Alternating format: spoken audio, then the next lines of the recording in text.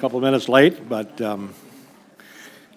we obviously have a quorum, and we appreciate everybody being here, and very much appreciate the Secretary being willing to come up and spend some time with us. And I, first of all, Mr. Secretary, I want to, on behalf of my sugar beet guys, I want to thank you and the President for what you did to help our industry. It's a huge hit that we took, and you're going to help us survive. So I hope you tell the President as well that we very much appreciate what you guys did.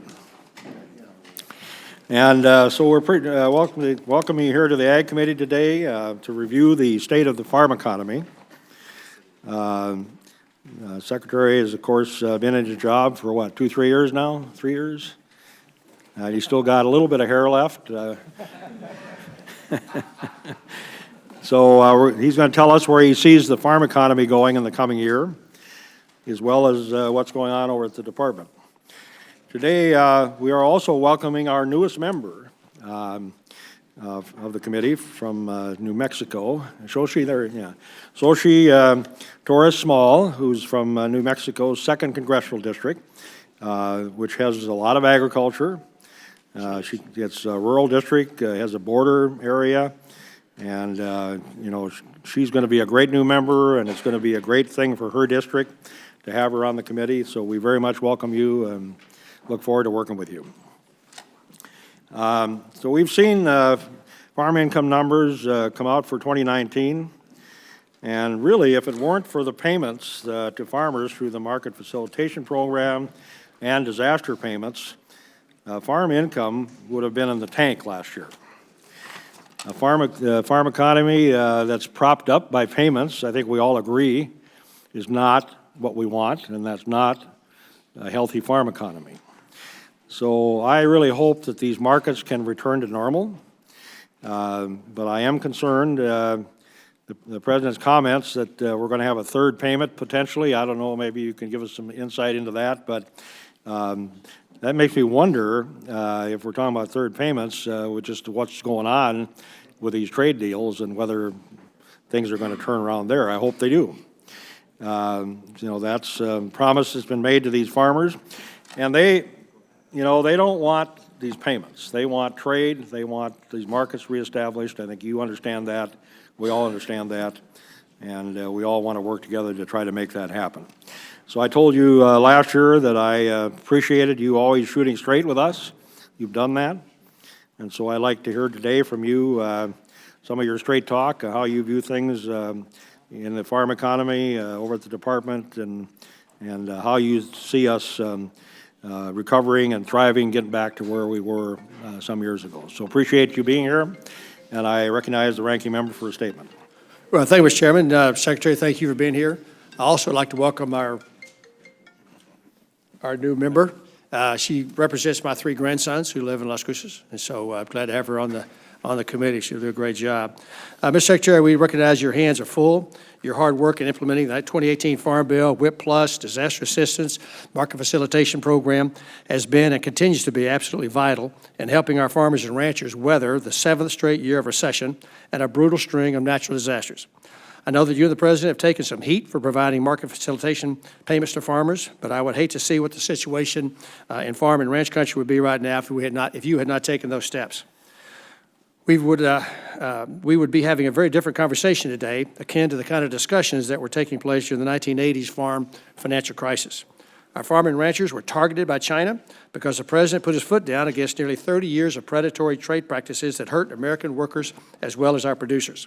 So the first and second MFP payments were as justified as they were critical to our farmers and ranchers. And I strongly believe that unless something gives here very soon, an announcement of a MFP3 will be absolutely vital to the survival of our producers. I'm also grateful that the President communicated directly with farmers and ranchers in rural America last week to assure them that he and his administration are going to continue to stand by them through these difficult times. For those who have ideas on how to improve MFP so it works better for their producers, they should talk with the Secretary about those ideas rather than simply criticize this vital assistance that literally means the difference between farming another year or losing the farm. To the critics, I would say they ought to be a part of the solution rather than always being a part of the problem. Mr. Secretary, I greatly appreciate all that you and the President are doing to open up new markets for our farmers and ranchers. Passage of USMCA, completion of the Phase 1 agreement with China, the U.S.-Japan agreement, the U.S.-Korean agreement, all hold great promises for our farmers and ranchers, and I know that you and the administration will be vigilant in ensuring that the promises become the reality. The real potential for bilateral agreements with the UK and the EU and with India are also very encouraging, and I especially appreciate your leadership, Mr. Secretary, in pressing the EU to at last adopt Norman Borlaug's Green Revolution, which has saved billions of lives while conserving natural resources worldwide. If we are going to feed 9 billion people in the next 30-plus years, the path Borlaug charted decades ago remains the only acceptable path forward.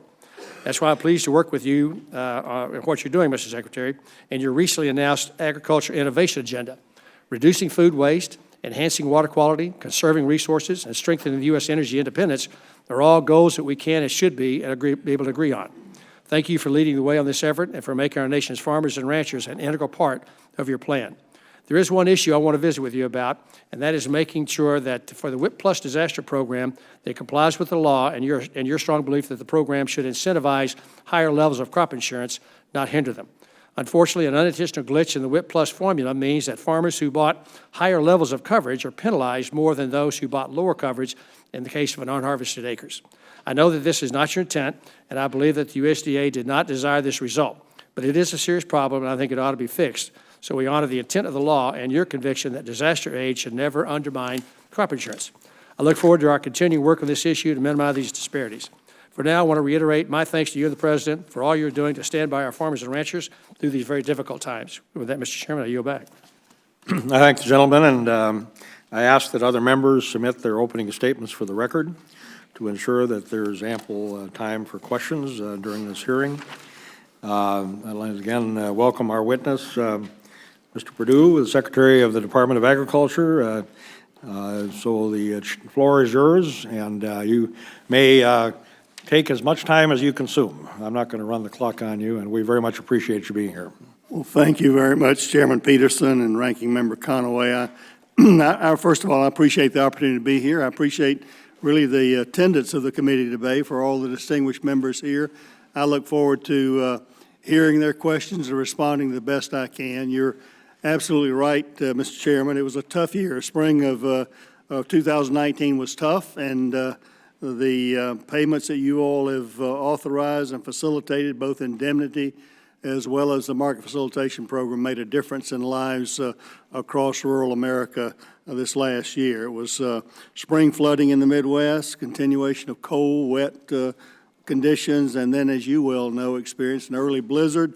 Minnesota and the Dakotas, a lot of that crops got frozen in the ground, and some are still yet to be harvested in that way.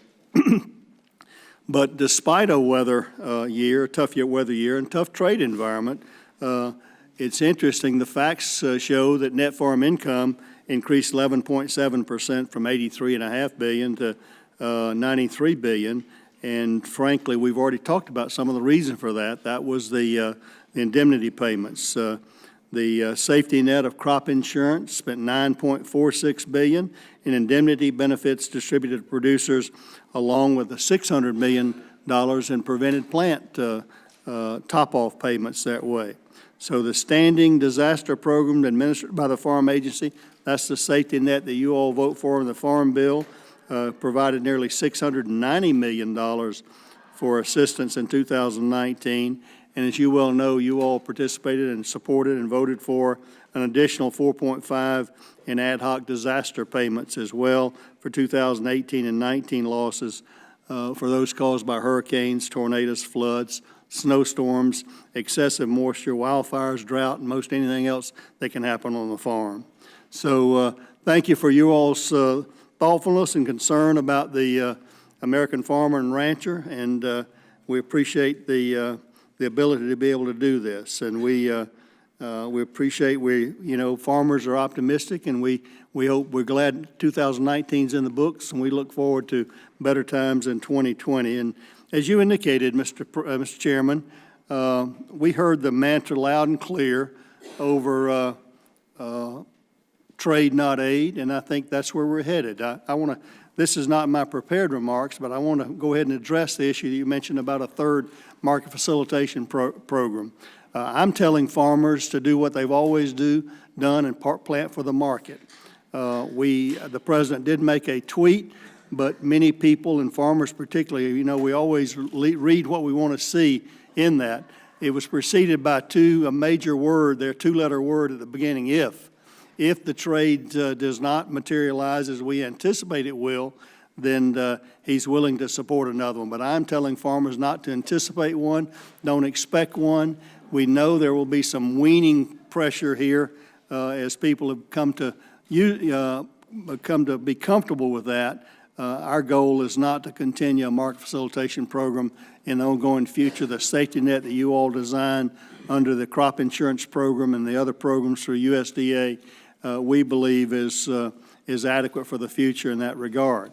I'm telling farmers that if we get the export, we get the trade, and we don't see prices increase, then market facilitation program was not a price support program. It was a trade disruption program, not price support. So if we see trade increase and prices don't go up, that's a market signal to farmers who are producing too much. And that's the way the markets have always worked. When markets, we have more supply and less demand, prices go down. Less supply, more demand, prices go up. So don't look for us to support a market facilitation program as a price support program. Look at it for a trade disruption program. That was the principle and the foundation of the original, both market facilitation programs regarding of trade disruption. So I want to be clear about that. We can talk more about that in the questions, but I really wanted to get that out since you mentioned it early about that. But we do in USDA remain committed to delivering those programs of support that you all have authorized of those that need it most. I think the new trade deals and the strong consumer demand in the United States and abroad are a signal that bright days are ahead. None of us obviously know what the impact is going to be with the coronavirus, and that's yet to be determined. We're going to do what we've always done and do what needs to be done in that regard, nationally and internationally in that way. The good news is we serve a group of people who are ultimate optimists. It takes that spirit and optimism every year to take their equity and put it in the ground and hope a good crop and weather makes it productive. And that's why it's fun to serve these folks. And they've made it perfectly clear to me that they'd rather have trade, not aid. And it's certainly more fulfilling when we grow and produce things rather than getting a check in the mailbox. So the phase one deal with China, I'm encouraged by USMCA, Japan, the renewal of the chorus arrangement. I think, and again, to all the smaller countries, the singles that Ambassador Lighthizer talks about, I think will set us up for a great future. I'm not a market prognosticator, and I don't want to pretend one, but I think we've seen, based on the future of the trade deals, I think we've seen lows put in for the recent area. It's not going to just climb up. We were disappointed that we didn't see prices respond more in the China phase one deal, but obviously the market and all farmers kind of act like they're from Missouri. They want to see it rather than hear about it, and I think that's what we're seeing that way. So I think that's what we will see. The good news about that is, from a technical level at USDA and working with the technicians in China, they are doing the kind of things that it's going to take to facilitate that trade. A lot of those non-trade barriers, they're working on those types of things on an ongoing basis. We see a sincerity in them living up to the agreement, those hardline numbers that Ambassador Lighthizer negotiated. We see a commitment to doing that. We're going to be tracking that. Right now, we're in a trusting but verifying environment. That's what we'll continue to report to you all in the President as we go forward. The unilateral ability to enforce that, I think, is a very powerful tool in that regard. So we appreciate these trade agreements. That's what farmers want to see, as trade, not aid. So last week, as you may have heard, we also tried to support the ethanol market by declaring that we will promote another infrastructure program and helping to move to E15 year-round. The President, as you know, created the year-round market for E15, or authorized that, and we'll be we'll be doing a higher blends infrastructure incentive program of $100 million in helping the retailers to move to infrastructure that can support ethanol E15 and B20 and higher as we go forward. We're taking applications. It'll be done on a competitive basis as people and scored, and really to make sure we get skin in the game from the retailers as well as just accepting a grant. So our goal at USDA is to work all across the environment to the economy to increase rural prosperity. This week we're announcing more rules on employment and training programs to help promote long-term success and self-sufficiency as we try to move people into employment. And I do want to tell you, I think we've gotten great results and great acclaim out here in putting the money to work that you all did with the Reconnect program. You know how important broadband is to our whole country. I think it has the potential to be transformative. And where we're able to go in these communities, and a lot of times fiber to the home, it's going to be life-changing for many of your citizens out there. And we've had good results and good feelings where that happens. We just need to continue. We've opened up the second round of applications. It'll close, I think, here the 16th of March, and more of your communities will be served based on the second and third round that you gave, $1.1 billion in that way for Reconnect and broadband across the country. So I think Ranking Member Conaway talked about the agriculture innovation agenda to best align our programs and research and provide farmers the tools they need to continue to be innovative and successful. We're talking about the miracle of American agriculture for the last 75 years has just been phenomenal in its productivity, reducing its environmental footprint, doing more with less, and actually less arable acres, 10% less acres, and 400% increase. That's a real miracle that we don't talk about a lot, but I'm going to be talking more about it. I think, again, I don't see my friend Congressman Scott here, but I know Al and others are, Mr. Lawson, I know y'all are interested in the program you all did on the future of 1890s universities. We've gotten that, because of you, we're going to be welcoming those students holding those scholarships here for this fall, and I've visited several of them, and they're excited about that aspect as well. So all in all, we've been working to implement the 2018 Farm Bill and stood up the key new programs that you all did, like Dairy Margin Coverage Program and rules for industrial hemp. And obviously, we've had a busy year, certainly with a Farm Bill implementation, another market facilitation program, ad hoc disaster program, and there's still a lot of work to be done. As you well know, one of the other issues that we have to deal with is a stable, reliable ag labor workforce in order to maintain the best and most competitive agricultural sector in the world. And we look forward to working with Congress to do that. So I just want you to know I love this job. It's an honor to serve as the 31st Secretary of Agriculture for the United States of America, and I'm proud of the great strides. We got a great team over there. We got 100,000 plus good folks that just want to do good for America, and I'm proud of them.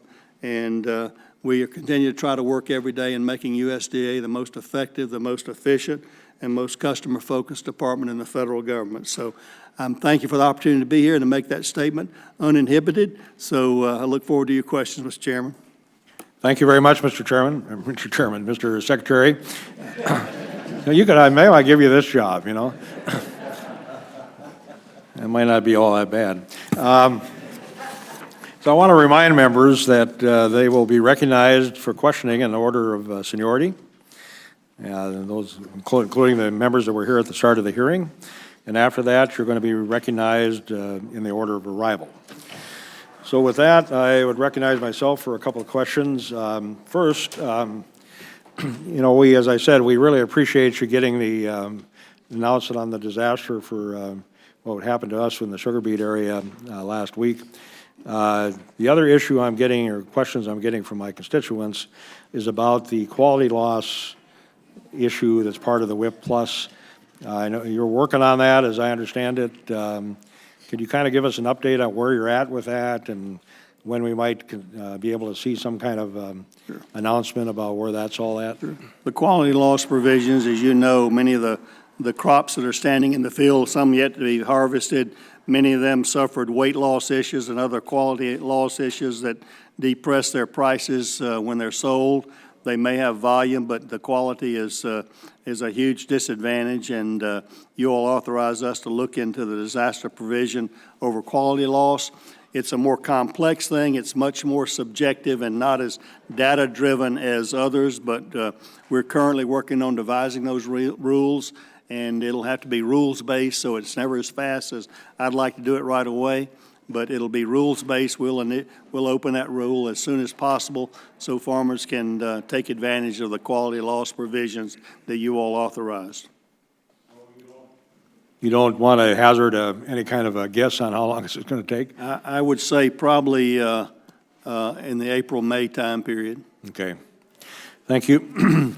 The other thing that we've heard from back home and around the country is that folks went into their local FSA office to sign up for the general CRP sign-up. Yeah, that just closed. I guess it closed on the 28th. And we're told that in some cases that the software wasn't working and that the handbook wasn't available, apparently, in those county offices. So this meant that landowners weren't able to see what their county rental rate might have been so that they could take that into consideration when they were deciding whether to make an offer or not. So are you able to tell us, you know, in light of all of that, how many offers were actually received during this sign-up and how many acres were offered? Do you have any information on that? Mr. Chairman, because of the software glitch and other types of things of people coming in at the end to sign up, we let everyone, while we didn't extend, we put everybody's name who was interested, even in inquiring, on a register. And they will be eligible to work through this if they came in and the software was not available, which allowed them to look at all their potential outcomes of their farms, and we didn't have that or information they needed, then they will be able to finish that up and be included in the sign-up. That's the reason we don't have good numbers today of that. We had some preliminary numbers, but we don't have good sound numbers. We'll get those numbers to the you all and members of the committee as soon as we can process all those, and I think that will be soon. I'm not talking about weeks. I'm talking about really days in that area of processing those. So you don't have a list of these people that got in there and didn't get, how many people are involved in that? We have a register of those who were not able to get there, whether it was a software glitch or they just got there and there was a line there. So, but you don't have any idea how many people that is nationwide that are on that register? I'm sure FSA does. I don't have those numbers with me here today. So you could find out if you know. I'd like to have that information. I surely will. I feel like we can get that to you by the end of the day. So however many people that is, that they're going to be able to be processed before this. Absolutely, that's the commitment. And we told them that when they came in, if there were a glitch and we couldn't have the software where they could see all their options, we put them on a register. But if they came in and we just didn't, they came in a group of people and we didn't have time to get to them, we put them on a register with a commitment that they would absolutely be eligible. So have these technical issues been fixed now at this time? I'm sorry? Are these technical issues that were they are resolved, and I'm frankly embarrassed that we had them at all. I got a little peeved about that, actually. And the handbooks are out? The handbooks are out to yes, the counties? The information and should be all there. I don't know how many places there were limitations of not having a handbook of all the provisions of the program. We try to do a good job at that. We had these rules out in December. I would have thought everyone would have known all the provisions there, but yes. So I assume that you're not entertaining any requests to have the CRP reopened? No, I think we're amenable to that. Obviously, I want to see what the numbers look like. Our target goal for this year is 24.5 million acres of variety, whether it's grasslands or other types of working lands and those sort of things. But my goal is to reach that target. I think that's your goal. Those are the targets you all set. And I'm not saying that your rules call for at least one general sign-up a year, but I'm not saying that we can't have more than one. Well, yeah, I appreciate that, and I think some of the folks have been calling me would be pleased to hear that there's some flexibility there if you find out that we didn't have that good of a sign-up. I think what we want to do is look at the numbers and be wise about how we look at those numbers. As you all know, you all changed some of the provisions that way, and we want to see what the response is from the farm community to know how to go forward. Yeah, and I'm running over a little bit, but on the GRP, the Grassland Reserve Program, that sign-up doesn't start until you're done with CRP. That's right. So that means it'll be put off for, what, a month or two before it starts? I think that's going to be in March as well. Okay. So I'm still getting feedback from around the country that people don't know about this program. And even in your FSA offices, they don't seem to know about this. And the farmers don't seem to know about it. The cattlemen don't know about it. So whatever you can do to try to do a better job of getting the information out about the Grassland Reserve Program and, you know, hopefully get the good sign-up out of that situation, I think would be appreciated, at least from this member.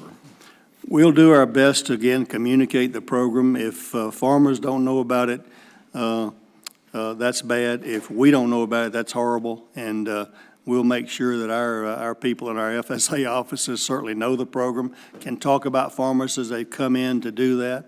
You know that you all created this and expanded the acres because of wildlife and other water quality issues, and really giving people an opportunity to take fragile land out of production and maybe improve their overall profitability. So it's an important program that we want to do well. If we're not doing our job in helping people understand what it is, I'll have to figure out what it is, how we've communicated that, and whether we're just doing a website or whether we're actually evangelizing that program.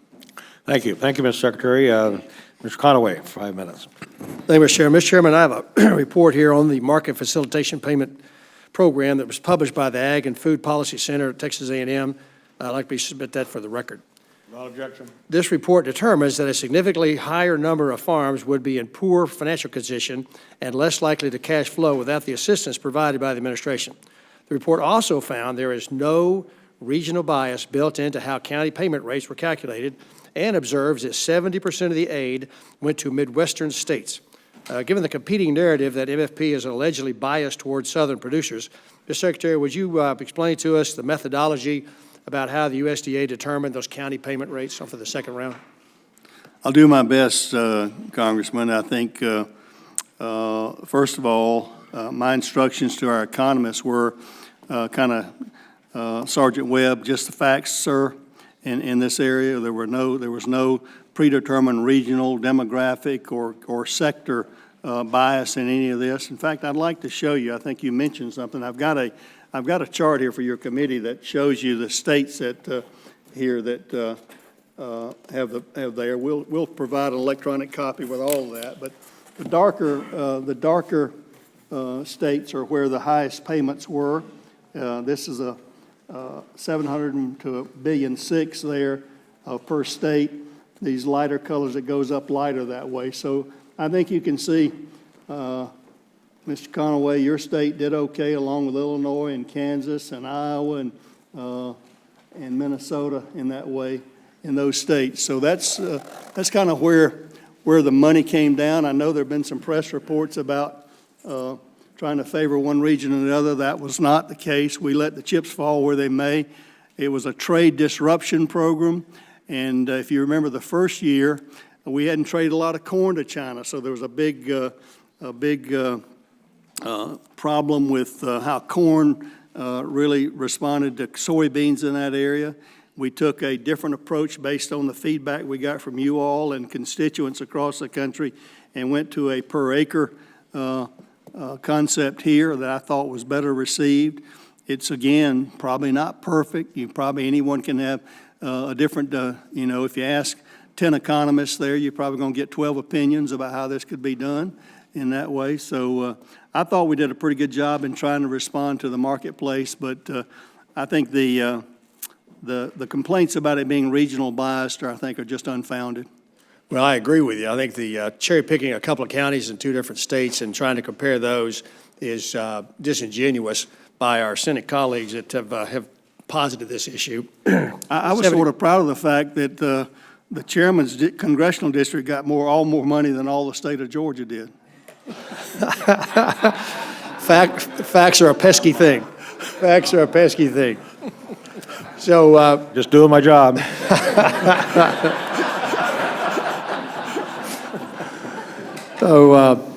Mr. Secretary, the gene editing and biotechnology advances that have been the potential to transform our agriculture industry are facing some issues. With FDA saying that gene editing of animal traits is a FDA issue, can you, in your discussions with producers, what challenges the livestock community identified with the FDA's regulatory process, and how can we help you and the administration resolve these issues? Well, thank you for the question. I think this is an issue we've been involved in for a couple of years, and interagency developments. We're actually making progress in interagency developments and conversation, moving to the principles level between FDA and USDA in this regard, as well as moving it to NEC level and further if need be in trying to do that. These techniques, these biological techniques were not even thought about, contemplated in the 1980s when it was parsed out about how it happened. We've done, I think, at USDA a good job on new plant technology, and the Part 340 of the Secure Rule will be coming out about plants on non-transgenic type of gene editing will not be determined to be eligible for registration if they were the same types of things that could be done through natural breeding techniques.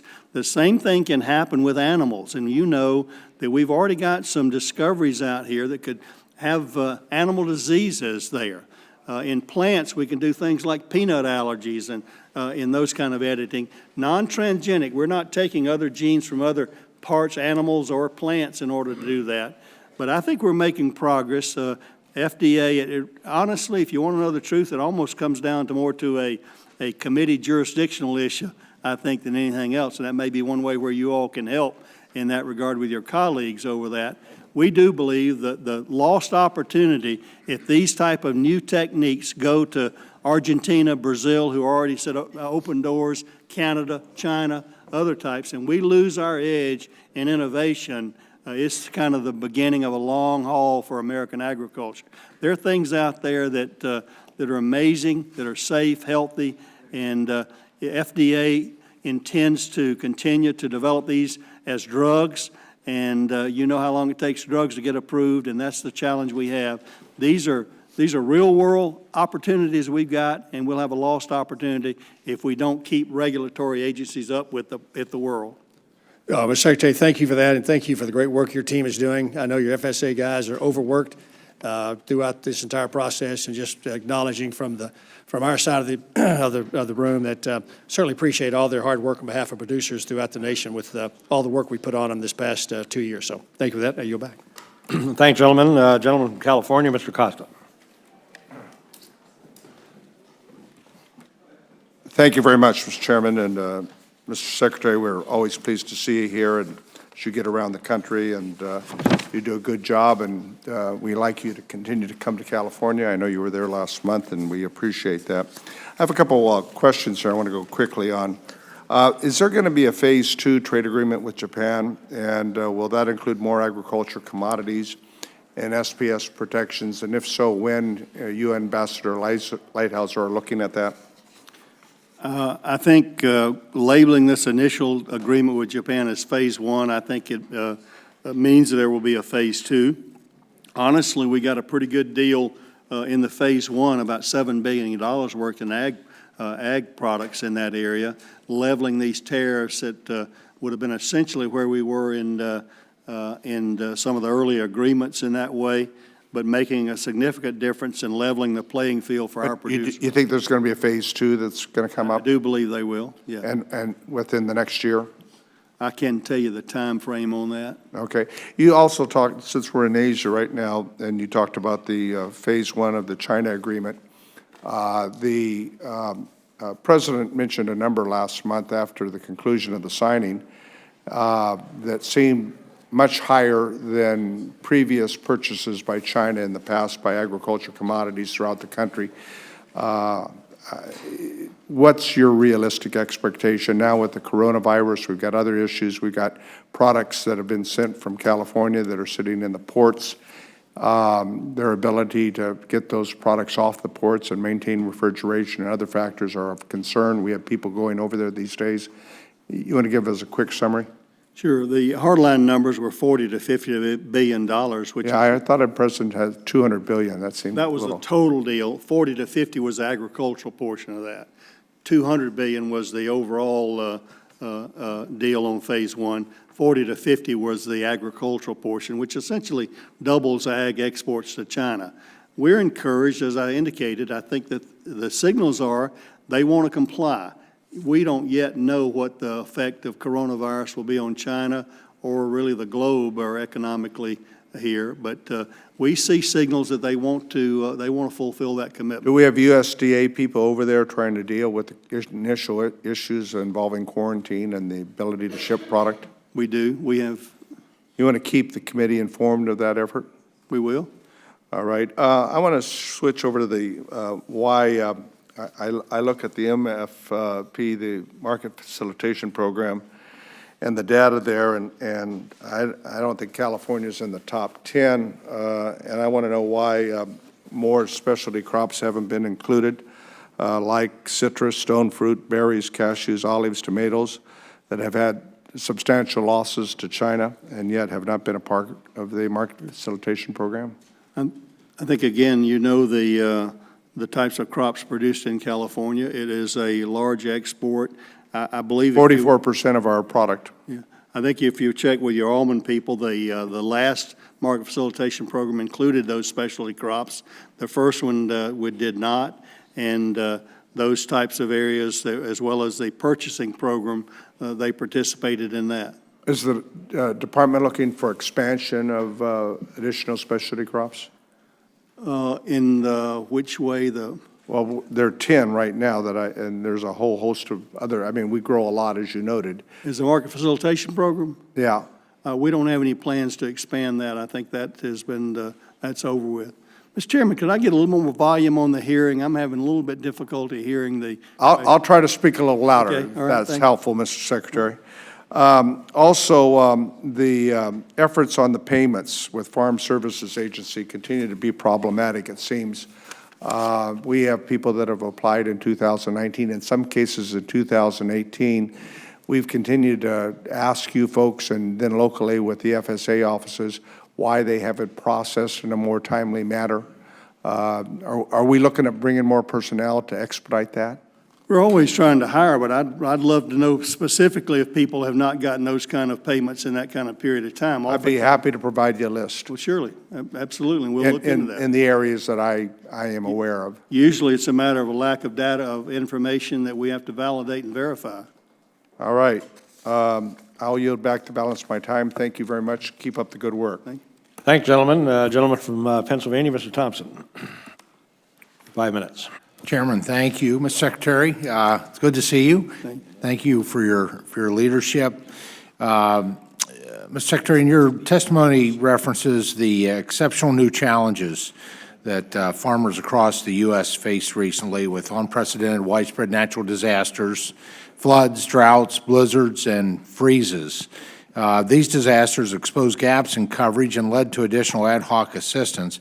What improvements do you think that we can make to crop insurance to make it even more effective in these disaster situations? Well, I think we have to tread very carefully. I think crop insurance does a great job as a general safety net. I think it does not contemplate catastrophic disasters like hurricanes and floods, frankly. And it can be used for droughts and those sorts of things. But I think, I don't know that we would want to develop a program as broadly as one that contemplated huge disaster programs. This year, we hope to reauthorize the U.S. Grain Standards Act. Can you share with us the importance of the Federal Grain Inspection Enterprise on our ability to market grain both here and abroad? I would love to. This is one of the issues we're really having discussions with China right now, and frankly, our colleagues in the Western Hemisphere, the major producers of beans, China, this is one of the ways China has sort of harassed our shipments there, calling, making sure we put weed seeds on the phytosanitary list. That is a grain standard, not a phytosanitary issue, and one which we are discussing with China as we speak about that. They put out an edict that wanted to declare that. So grain standards are very important, just like any kind of food safety standards internationally, and we take great pains to try to agree internationally on those standards and where everyone can be assured of what they're being judged by when they ship grain back and forth. I want to thank you and your team for all your work and support for USMCA. This agreement holds obviously tremendous potential for U.S. agriculture and for the dairy sector in particular, as we were kind of locked out of that Canadian market. To get the full benefit, though, it's going to be essential we know exactly how Canada and Mexico plan to implement their commitments. And with Canada, important details need to be finalized on dairy market access. In the case of Mexico, we need more clarity on how they will allow common cheese names. Now, since USDA plays an incredibly important role in working with the U.S. trade representative on all the fine print of our trade agreements, what is the department doing to ensure proper USMCA implementation by our trading partners? Well, 2 weeks ago, I met with my Canadian peer, Minister Bibeau, and asked her, were there any issues regarding the Canadian ratification of that? She expects that to be concluded very quickly with no changes. I think we're anxious to get all those moving. Geographical indicators, as you mentioned, for cheese is something that we continually fight against internationally in that way. That's an EU plan over some of those names. They're trying to patent names that have been in the marketplace for many years, and we've had fairly good success with Mexico in accepting that. Just changing one last gear here, the U.S. Forest Service maintenance backlog is more than $5.2 billion. It's the second largest backlog between the 4 federal land management agencies. What steps is the Forest Service taking to minimize maintenance backlog for the Forest Service, and what is the service doing to increase access to public lands and generate more revenue for our rural communities? Right. What you all did, I think, already with the forest fire fix, is the funding fix on that is one of the best things. We got into backlogs because we were having taken operational maintenance money there to suppress fire. What you did there beginning this fiscal year enables us to have a plan of maintenance there. I think when you look at the budget for this year too and the proposals, you'll also see backlog maintenance money attributed to that. So we want to do that. Many of those are roads and bridges that address the really issue that you ask about, and that's public access. We want to make sure the public can get into these places. I don't want to see gates because of this closed, because of maintenance and those sort of things. We're also encouraging a huge volunteer network, and we've got a lot of NGOs across the country that work with us on helping to improve the access through roads and bridges. Yeah. Thank you, Mr. Secretary. Thank you, Chairman. Thank you, gentlemen. The gentlelady from Ohio, Ms. Fudge. Thank you, Mr. Chairman, and thank you, Mr. Secretary, for being here today. Mr. Secretary, I represent one of the poorest districts in the United States. More than 1 in 6 Cuyahoga County residents lack access to nutritious food every day. SNAP provides critical nutrition assistance to nearly 200,000 people in Cuyahoga County, including 82,000 children. Unfortunately for poor Americans in my district and across the country, you and the administration are actively working to finalize and implement 3 SNAP rules that will increase food insecurity and gut state flexibility, which I thought was something very important to you, to provide people in need with critical life-saving food assistance. Altogether, roughly 4 million people would be kicked off SNAP, and nearly 1 million children will lose their automatic access to free school meals. The rules amount to about $19 billion in cuts to SNAP over 5 years. This comes very close to the $22 billion handed out to ailing farmers impacted by a trade war that was started by this administration. We can all agree affected farmers should be compensated. However, giving farmers billions in federal assistance shouldn't mean taking those same billions from food insecure people. It sounds to me like you are using administrative pay-go to pick winners and losers and pit food producers and consumers against each other. If the administration can understand farmers are hurting, and we can, surely you can empathize with our nation's hungry. I ask, where is your commitment to feed everyone? Just as concerning are reports that more than 1/2 of the initial farm bailout funds were paid to the top 10% of U.S. farmers. There are recent reports of payments going to farmers previously convicted or accused of fraudulently obtaining federal agricultural subsidies. Now, if that is true, it is certainly concerning and irresponsible, but it as well may be illegal, because as you know, as I do, federal law requires farmers convicted of felony fraud to be temporarily barred from USDA programs. I'd like to follow up with that with your staff, if you would have someone contact my office. Now to my questions. Okay. We are all monitoring the spread of coronavirus in the United States, which you quite rightly called a pandemic some time ago. On April 1st, USDA is planning to implement a final rule to strip SNAP away from 700,000 people in need. Given the timing and the anticipated strain on our nation's food banks, are you willing to delay the implementation of this final rule? No, ma'am, we have no plans to eliminate. We do have flexibility, though, if there is an outbreak here to relieve those issues. But until we see that here, we're willing to move just as flexible as we do in natural disasters. If there's a health emergency and a disaster, we will do that here as well. Thank you. Lastly, certainly I've made no secret of my concerns with your civil rights enforcement. The resignation of Naomi Earp presents an opportunity to you, to USDA, to show its employees and the people it serves that the department is committed to overcoming its long history of discrimination. I understand that you have appointed Mr. Westhill to head the Civil Rights Office. As chair of the subcommittee responsible for oversight of the department, I just want to be clear that I'm going to hold him as responsible as we did Ms. Earp, and I certainly hope that your staffing will find itself in a position that raises morale, which the morale is at the bottom right now, that we will finally staff up the offices that are saying that there are thousands of people short, that we will do what the USDA is intended to do and take care of the people it is intended to serve. Mr. Chairman, I yield back. Thank you, gentlelady. Gentleman from Georgia, Mr. Scott. Thank you, Mr. Speaker. Mr. Secretary, I was in the old governor's office the other day with Secretary Kemp, and when you said you got upset, I had a little bit of a flashback there to budget meetings. You're a great governor, and you've been a great asset for the state of Georgia, and I'm glad that you're the Secretary of Ag and appreciate your support of our producers. You mentioned the E15. I have a couple of things. I just have one thing I want to mention there.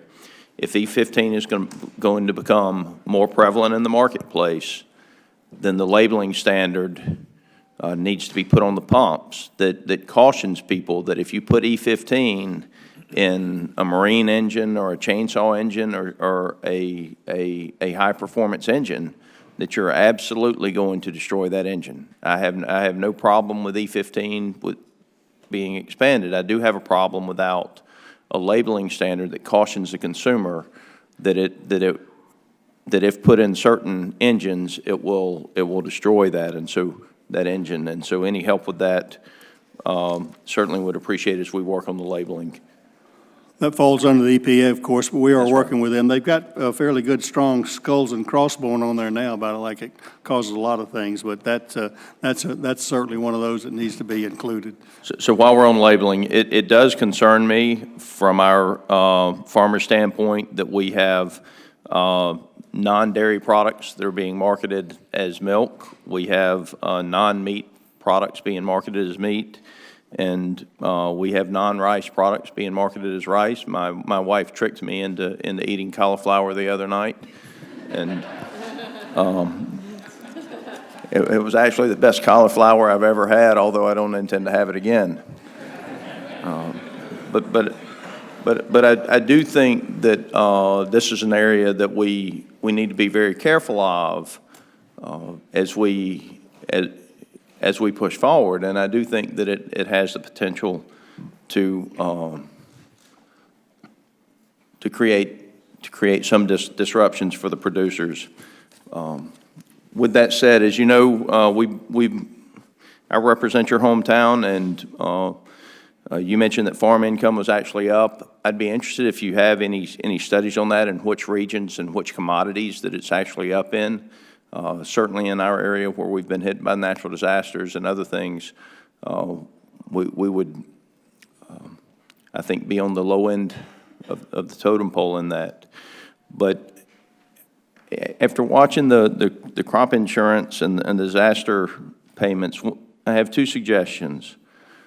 One is, if there's any way for this year that we can find a way to include the value of the MFP in the price loss coverage, I think it would be helpful to our farmers and the lending institutions. I don't know that you can legally do it, but as you know, as the commodity prices have come down, the value of the crop insurance is not there to cover the loans that the farmers have to obtain. And then in disasters, can we find a way to better integrate the actual loss data from the land grant institutions into the disaster payment calculations? I know we can't just take a farmer that says, hey, I had 3 bales to the acre, but we did have actual data from the land grant institutions this year. And unfortunately, we were not able to incorporate that into the loss data on the disaster payments. Any comments? Well, I think we have to be very careful, obviously, in both the loss data based on what I think many of your constituents wanted to have happen. When they had the hurricane come in, they knew they were harvesting 3 bales of cotton to the acre, but insurance may not have covered that amount. And that's really, right. They did lose that because when they got back in, there was nothing left to harvest in that way. So there were losses that way. I think it's very difficult that's where the ad hoc disaster program comes in. That's what we're trying to address with that. One of the other challenges is that we don't think the taxpayer should support over 100% of loss, and that's where I agree 100% that's where some of with the that. other things comes in that many farmers wanted. They wanted to pay for that huge crop and plus, and that's the challenge. We can never make somebody more than whole. That would destroy the support for the ag community throughout the country. I agree with you 100% on that. I do have a suggestion as we move to write the next farm bill over the next couple of years, is that if there's a way in working with the risk management people in your office that we're able to create a harvest type contract where if that 3 bale per acre crop is on the ground and the farmer was only able to insure 1 bale per acre because of historical averages, that if we have the data from the land grant institutions, and I think it's got to be appraised before they can insure it, that we allow them to have some type of step-up coverage prior to harvest once the crop has been produced. I'm asking our RMA leader, Martin Barbary, right now on disaster losses. How do we adjust that for pricing and yields that way? We're looking at it. I don't know how much legal flexibility we have in that way in looking, but I understand what you're saying. I understand the challenges from the producer's perspective, and we want to be as flexible as we can. One quick suggestion on that would be to allow them to cup out more of the bad years. Might allow them to insure more of the yield. With that, Mr. Secretary, I appreciate you and our friendship and what you do for the country and the state of Georgia. And I've got to get an armed service meeting. Thank you, gentlemen. Gentlelady from Connecticut, Mercedes. Thank you, Mr. Chairman. Thank you, Mr. Secretary, for being here. I know there's a lot we're talking about on the committee, but when I have the Secretary in front of me, I have to talk about what's important to me and my constituents.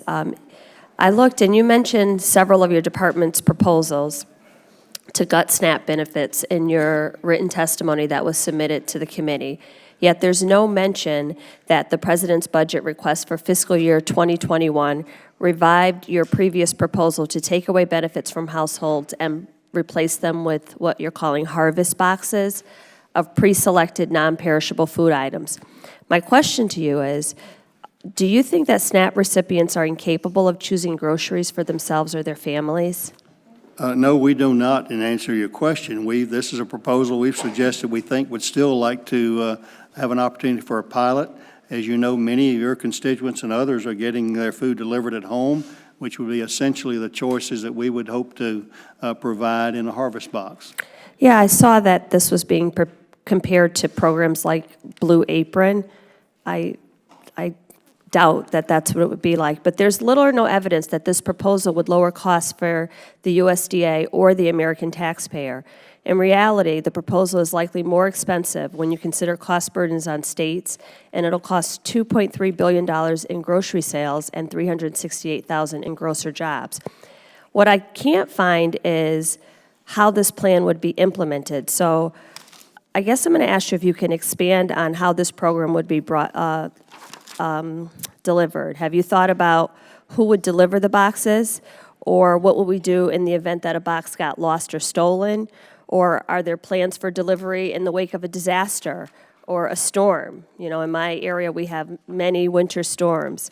How would we deliver benefits to people who don't have an address? Has the department investigated any of those avenues in what you call a pilot? Yes, we spent a good bit of time on many of that. You know that in many ways, obviously, some food's delivered at home. You know the statistics over that, the delivery mechanism, the logistics being developed in that way. No, I don't know. That's why I'm asking you. Can you explain how this program would be implemented? Or just if you've thought about how that would take place? We have thought about that, and I'd love to have an extended conversation with you about that.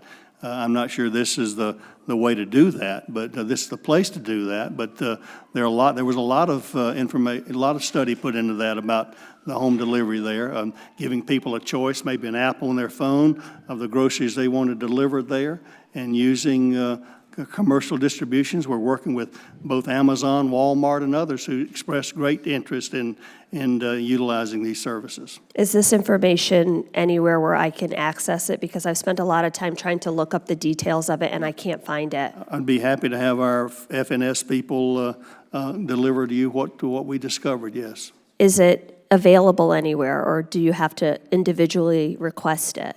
Because I'm sure other people would like to see the same information.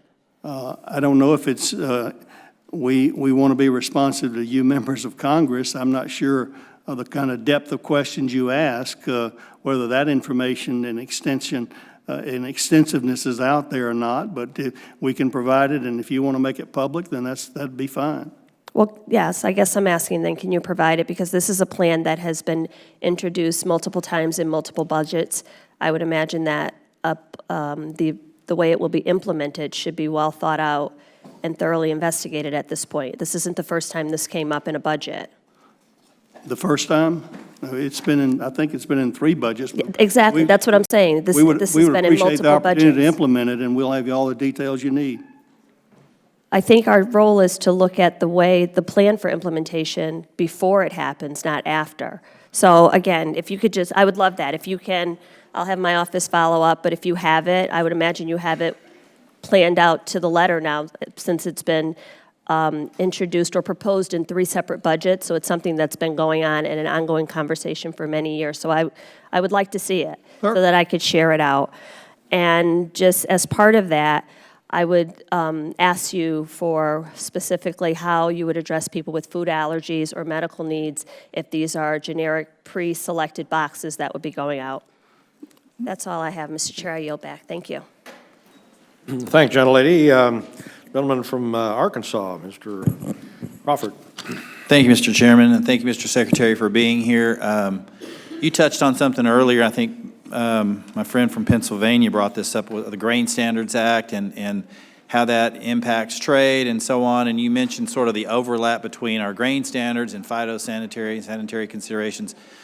That brings me to the question, I kind of got to ask this on behalf of my rice farmers. So we've been talking about importing, or exporting rather, to China for 20 plus years, and we have yet to export any rice to China. And all of it tends to come back to this, sort of moving standard that they have there. I wonder if you could maybe provide a little more insight into where we stand today, what the potential is for us to actually move some rice into China at some point in the near future.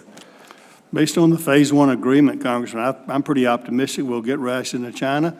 Those non-tariff trade barriers were some of the things I was referencing earlier that we're dealing with from a technical level. That's the kind of harassment that we've had in that regard, and rice would be included in that. It was obviously one of the commodities that was anticipated, and it'd be a great market that hadn't been available in rice. So we're looking forward to that. Excellent. Let me change gears a little bit. I have some concerns about the aging population of our farm producers. So we talk about the aging workforce, but I really want to focus on the actual producers, where we see that the trajectory is not going in the right direction with regard to the age of our actual farmers. And I know at your a few weeks ago at the USDA Outlook Conference, you highlighted innovation and the future of ag producers and so on. That's got to be a consideration. I'm wondering what we can do here in this body to assist you in helping us to change the trajectory and getting more young people engaged on the production side of agriculture. Honestly, I think the real answer to your question is young people are smart. They do what's in their economic best interest. I think the profitability of agriculture needs to show them a bright, promising future, where if they put their efforts into farming, they can have a lifestyle like their colleagues that choose to go to town and work. So that's the ultimate answer there.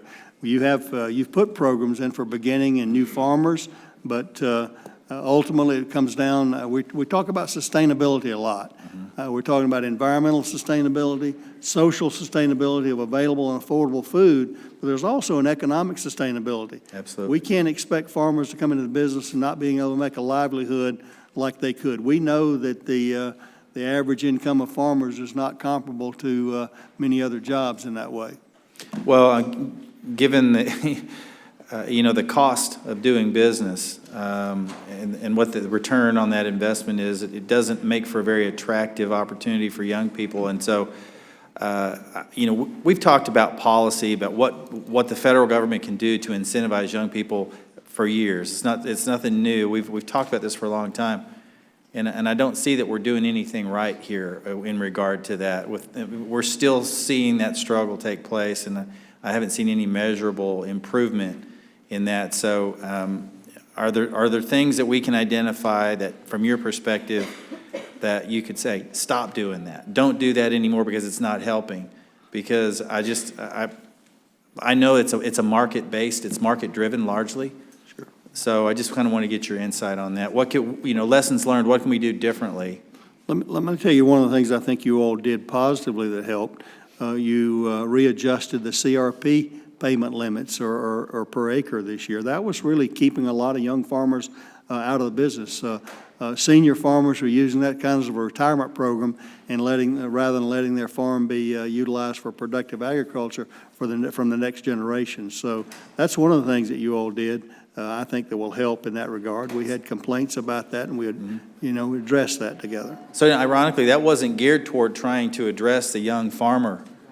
It's just a byproduct of having done that, correct? That's right. So, again, I know that we kind of struggle with this because we're trying to do the right thing by the next generation, but sometimes it doesn't manifest that way in reality. And so, I agree with you. I think we just need to take more of a market-based approach to help drive young people into the business, but I think the market needs to catch up with us on that at some point, but there are limits, obviously, and what we're dealing with now with regard to trade is probably as much of a factor as anything, wouldn't you say? We did see a lot of bright young people come back into agriculture that might have been born there, went off to town in those periods of years from 8 to 14. They came back, their fathers and mothers said, we feel like we can support another family member here, another family group. We saw them come in. Honestly, sadly, those are the ones that are hurting the most from the downturn since that period of time. So I kind of go back to the original thing. It's a macroeconomic issue. Farming is tough. It's risky and it's tough. It's a tough life. You almost got to be committed to it in a different way, but productivity is the key. Ag innovation is the key. Those are the things that we're doing. Gentleman's time is up. I guess I'm done. Thanks. Okay. Thank you very much. Mr. Delgado, the gentleman from New York, you're recognized 5 minutes. Thank you, Chairwoman. Secretary Perdue, it's good to see you. During our last committee exchange in February, of last year, you may recall that I asked you what could be done to improve the plight of small family farms, especially dairy farmers, whose numbers have been in decline for many years. And in your answer, and I want to quote, you said, quote, "These are economy of scale issues that impact the entire economy, not just agriculture. And the economy of scale for a small dairy is going to be extremely difficult going forward, even with the new Farm Bill. I don't think any of us would submit that we're compelled to keep anyone in business if it is not profitable," end quote. Since that conversation, the situation has become very dire, more dire, as evidenced by the trade aid. In 2019, we saw the largest decline in dairy operations in more than 15 years. I believe that priorities dictate policies, and when it comes to your agency's priorities, I'm concerned that we're not seeing the kind of recalibration needed to prioritize and assist our small farms. So my question is, what, if any, plans is the USDA considering to provide assistance to and create new market opportunities for our small family farms? What we see most effective is value-added grants that we see the dairies that are surviving, particularly the smaller dairies, are more successful when they add processing there and creameries. We've been losing dairy farms for a number of years. Sadly, the number of cows and number of dairies are down, but the milk production's up. That's really the challenge. That's why we see the continued price pressure that make it very difficult for smaller dairies. I was visiting with the organic dairy providers the other day, and many of them have small producers. There's a large organic dairy co-op that has a lot of smaller producers, a lot of cows under herd numbers under 75, which is a very small dairy today. So they're taking those kind of actions to do that. The fact remains that the economy of scale with equipment, land, cows, and others, it's a very difficult economic challenge to do that. I thought you all did a good job in the dairy market coverage program, in the Farm Bill, by skewing that to smaller dairies and giving them up to 5 million pounds of milk. And aside from that, it's that other types of programs, we're open to those, and I think we're trying to fulfill that. But that's a difficult life. Thank you. So you mentioned your visit to our organic dairy farm, and I just want to flag for you, and I'm interested to get your thoughts on this. The proposed budget by the administration reduces funding for the national organic program. It also cuts more than $25 billion from crop insurance over the next 10 years and reduces funding of the Ag Conservation Easement Program as well. Do you believe this is consistent with supporting small farms and dairy farms? Well, I think, again, overall budget is work that's proposed to you all. You know that you all, the appropriators, the president makes and presents his budget that way, and you all have been kind in the past to do that. We think certainly some of these programs that I mentioned, the organic program has been the lifesaver for many small dairy farms. Obviously, not everyone can participate in that. We are taking efforts. So it wouldn't be helpful, though, it sounds like. If you're saying it can be a lifesaver, then it probably wouldn't be helpful to reduce the funding around it. I think it would be helpful to have those programs. Right. The other piece that I want to just clarify is the trade aid.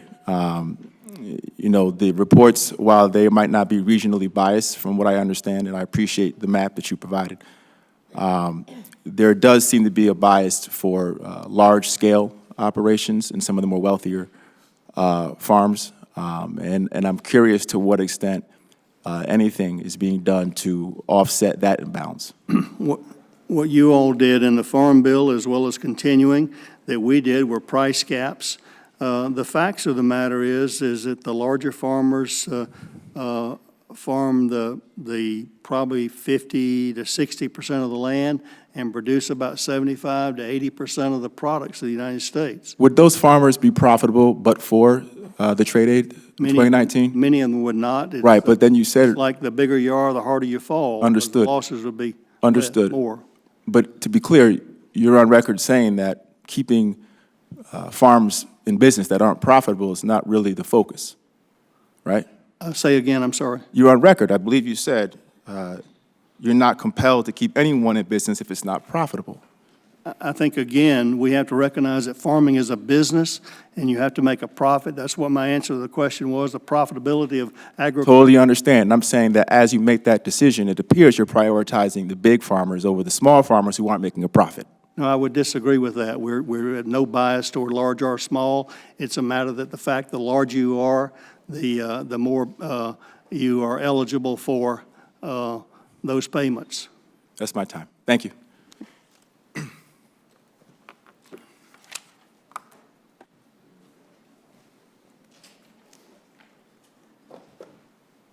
Gentlelady from Missouri, Ms. Hartzler. Thank you, Madam Chairman, and thank you so much for mentioning the Show Me State in Missouri. I couldn't agree more that it's really important that we trust but verify these trade agreements, and I'm really excited, though, about the potential there and appreciate all the work of the administration and you and your support for helping expand that. One of my colleagues, Representative Conaway, asked a question already that I was going to touch on about gene editing, and I wanted to just I guess, foot stomp what you both have said about how important this is that we get this right and make sure that the United States keeps this innovation capability. I represent the University of Missouri, and you've probably heard of Dr. Randy Prather's research where he has developed a PRRS-resistant pig. Sure. And how important that is that we get that through the process where we're able to replicate that and to take advantage of this innovation. And this holdup between the FDA and the USDA is just really critical that we get this moving forward. So do you have any more you want to add on that before I go to another topic? Well, you mentioned one. I didn't use that example earlier, but just think we've seen the devastation of African swine fever. What if we could Absolutely. genetically edit a swine that was resistant to to African swine fever?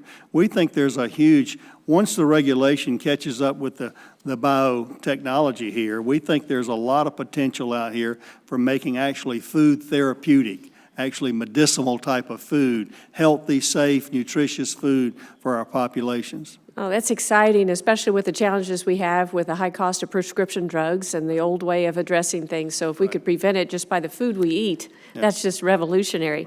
Right. In the 2018 Farm Bill, I passed the community facilities lending provision to increase the threshold for the community facilities and the water waste programs to a population of 50,000 people to allow more of our small communities to be able to access these funds. Can you tell me if the department has yet made any loan guarantees to the newly eligible communities under this program? I cannot tell you definitively. I believe that we have. We were anxiously awaiting that expansion there. We had a lot of demand in Right. communities that exceeded the $10,000 and $20,000 20-person population limit, and I would assume that we have. I can't definitively tell you that, but we can get you the number of people and the populations that we've served. That would be great, and if you could also get me more information about when they can apply with those new communities, that's exciting. That would be great. We had a discussion a little bit with another colleague, G.T. Thompson, about crop insurance and flooding and disasters. Of course, being from Missouri, we had a lot of flooding in the Missouri River. We have a lot of levees that had breaches, and we're not going to be able to get all of those levees repaired by spring planting season. Farmers are making efforts to try to repair them on their own and making some temporary filling of the gaps. But are you aware, is there going to be any flexibility in the crop insurance to allow for partial repair of a levee or something to help give a range of crop insurance products so that perhaps they could afford something and incentivize them at least to plant something in the next couple of weeks? I'm not aware of anything within the crop insurance realm. I know that through NRCS and the EQIP program and those types of damage programs there that we're trying to address what farmers' needs are in when they're facing those levee breaches. Okay, well, that's something we need to work on for sure. Renewable fuels, very much a win-win for our country, win for our farmers, win for our consumers, win for America, and win for the environment. And I applaud your goals regarding sustainability, where you're talking about the economic sustainability, environmental sustainability as well. I like also what you've done regarding the ethanol grants, $100 million for the new infrastructure program to help with the E15, E20. I was wondering, can you provide additional information on how you think the biofuel sector can contribute to reducing the environmental footprint that we have in this country? Well, we believe, I know there's been some data that's out that we believe is inaccurate, but our latest information and research shows that the contribution of ethanol and biofuels obviously lower greenhouse gas emissions and is good for the environment. That was one of the original purposes as far as American-grown fuel as well. Absolutely. Well, appreciate all your work. Thank you. And I yield back. Thank you very much. Now recognize the gentlelady from Virginia, Ms. Spanberger. Thank you very much, Madam Chairwoman. Secretary Perdue, ahead of these hearings, I reached out to producers in my district in Central Virginia, and I asked them how they felt that the rural economy is working for them. And resoundingly, the answer that we heard was it's not. Our farmers are continuing to struggle with the loss of market access abroad as a result of our trade war with China. And one of my constituents who I see fairly regularly, a soybean farmer, large family farm, conveyed to me that despite the recent U.S.-China Phase 1 agreement, he had little confidence that the agreement would provide meaningful relief to him and his family. He literally said it was too little, too late. And he felt that all the decades of time and money spent by farmers like him in his community building business relationships and partnerships in China had been thrown away and, as he called it, irreparably harmed. Today, he's finding that the buyers who used to buy his product have developed new relationships in Brazil and Argentina, and they don't seem ready to abandon those. He's afraid that he won't be able to get his business back. So my question is, I understand that USDA may be unable to repair the damage done by this trade war, but as we think about the purchase commitments agreed to in the U.S.-China Phase 1 agreement, what role do you see USDA playing in monitoring China's compliance to ensure that farmers at least have the chance to receive some relief as they work hard to try and rebuild relationships and gain back some market share? Well, first of all, I'm much more optimistic than your producer there. I think, again, we will regain those markets, and USDA's role is to monitor that. As I said earlier, while you weren't here, we're going to trust but verify. We think these agreements that were signed were hard numbers that are enforceable, unilaterally enforceable, and our role is to provide the administration, the USTR, Commerce, and the President with how we're coming on that. What is that data? We have ability to track the shipping data, the export data. Some of it lags sometimes a month, but that's what we'll be doing. And also I mentioned prior to your coming in was that we see good encouraging signs of China doing things underneath from a technical resolution of some of the non-tariff trade barriers that are encouraging. So we're hopeful, we're optimistic. We believe that China is a shrewd consumer. They're going to buy where the best deal is. This time of year, they buy soybeans from Brazil. We think they'll come into this market in late spring and summer and fulfill the commitments, but we'll be looking. And here, this particular producer I'm talking about is a family farmer who's been farming in one of our counties for decades. His family continues to farm, and he himself is in his late 70s. And I would make the position that my answer to him as his representative in Congress can't be that he needs to be more optimistic, because he is seeing the day-to-day results of this trade war, as are other farmers and producers across our district. And he was talking about this year, as he's filing his taxes, he was troubled by the fact that on his Schedule F, the government payouts he received exceeded the profits that he made. He doesn't want payouts. He said his friends don't want payouts. He wants a fair shot. He wants open markets. He's worked for decades to build up relationships and have the ability to compete internationally. But he's got a growing sense of insecurity and uncertainty. And so I would ask, when we're moving forward, that we please ensure that we have a level of strategy, recognizing that we need a lot more than optimism to help our farmers and producers, particularly our small family farmers. Ma'am, I think the trade as it develops will create optimism. I didn't indicate that you can suggest your producer become more optimistic. I said I'm more optimistic about that based on what I know. I would really seriously doubt that if he's developed personal relationships of people buying soybeans in China, we've done a great job as an industry. We think that market's going to come back based on what we're seeing already, and I'm more optimistic about that. And, sir, I'm a former CIA officer. I work in national security. One of the tenets of everything we ever did was contingency plan for the absolute worst case. And so is USDA planning for the absolute worst case if these markets don't come back? I think that was the essence of the president's tweet, where he said, if the trade does not develop as we expect and hope that it will, then I'm willing to support the farmers with another round of MFP payments. That was a big if. I'm telling farmers, let's plant for the market, hope for the trade, and pray for the trade to come back as we think it will. But if it doesn't, the president's willing to support any kind of trade disruption. I also said that these market facilitation programs are not price support programs. They are market trade disruption programs, and the farmers need to plant for the marketplace. So, and planning with the if and the tweet that you mentioned, that's, from my perspective, kicking the can down the road. That's not planning for what happens when they don't come back. That's delaying what might be the worst case scenario. I thank you for being here today, and I yield back. Thank you very much. The gentleman from Georgia, Mr. Allen, you recognize. Thank you. Well, Mr. Secretary, good to see you today, and thank you for coming down to the district and announcing that a grant for $5 million, USDA grant for our broadband in Evans and McIntosh counties. That was a great event. I wished I'd have brought a big heavy coat.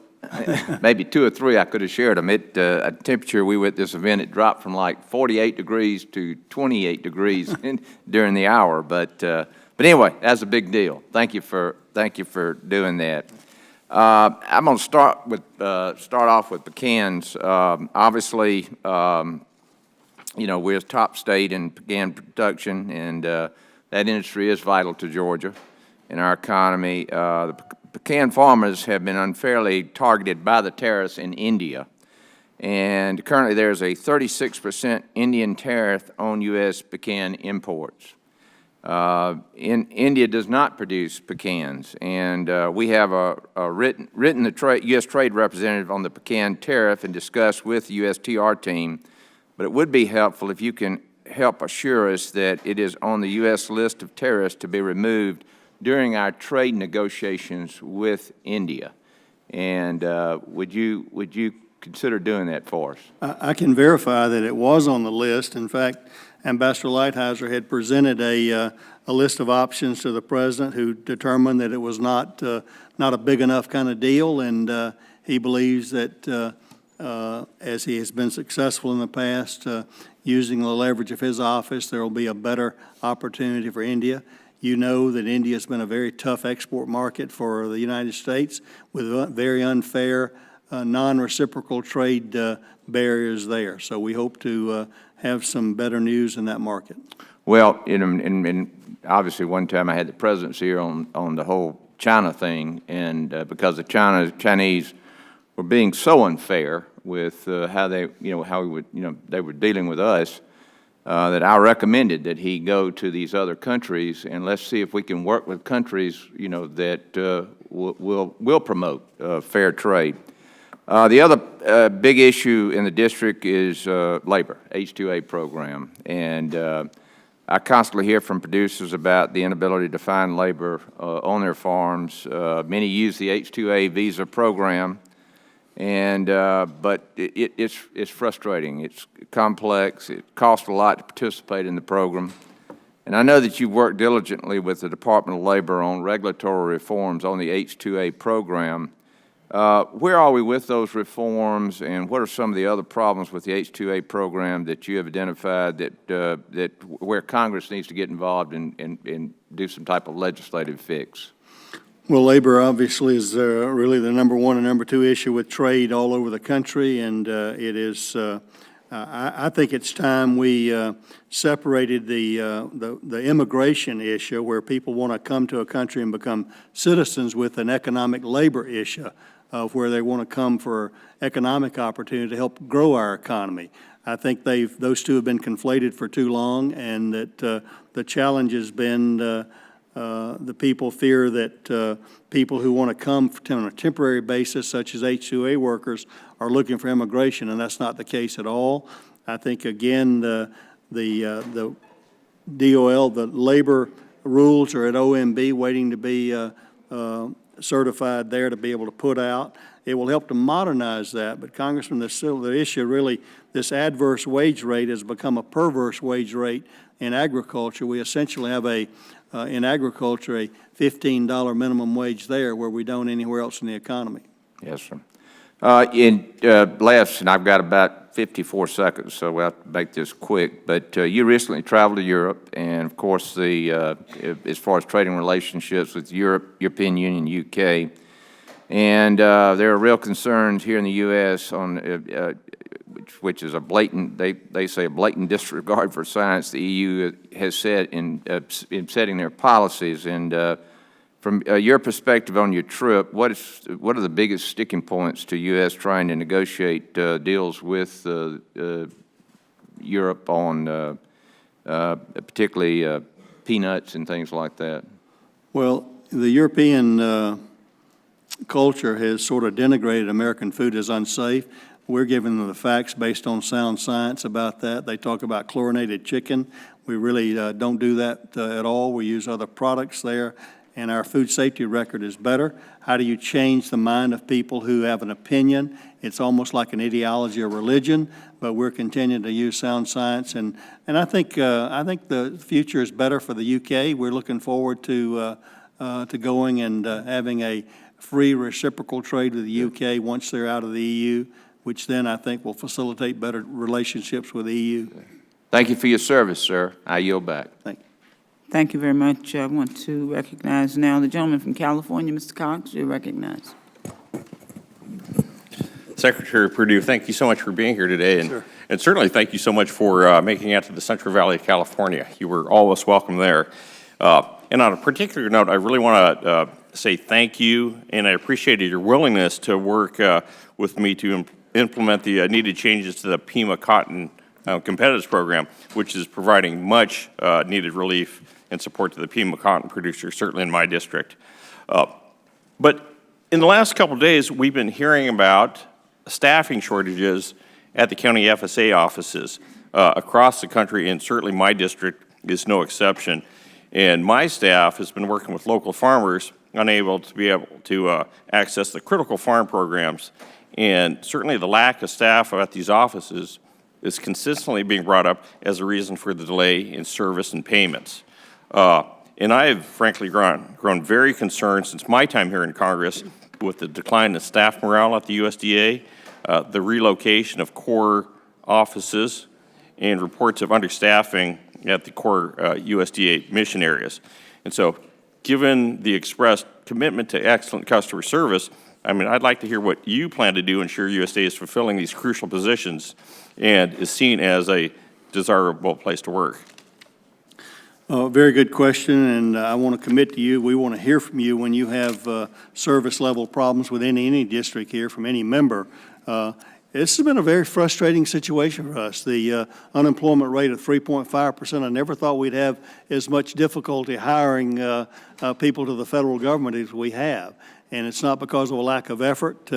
It's a very onerous onboarding process. We've been given some direct hiring authority, which enables us to do a quicker onboarding job, and we hope to fulfill that. But I can tell you, this has been a very, I mean, we talk about it almost every week. It's been a very frustrating problem trying to find through the federal system workers to come in into there. We find that when they apply nationally, they don't want to move to a particular area.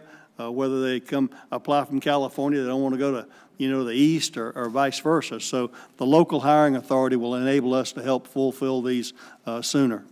All right. And more in a global sense, we've got an administration, certainly when they first came to office, one of the first things they did was implement a hiring freeze. And then they've issued a directive about reducing the size of the government workforce, the federal workforce, through attrition. And so that seems to be at odds with the intent to hire more people at the FSA or the USDA. And so how does that reconcile? I've had no such directions at USDA. We've got hiring levels. We have had some funding issues, frankly, on the FSA issue. So some of the budget issues that were addressed last year and in this budget recommended will help.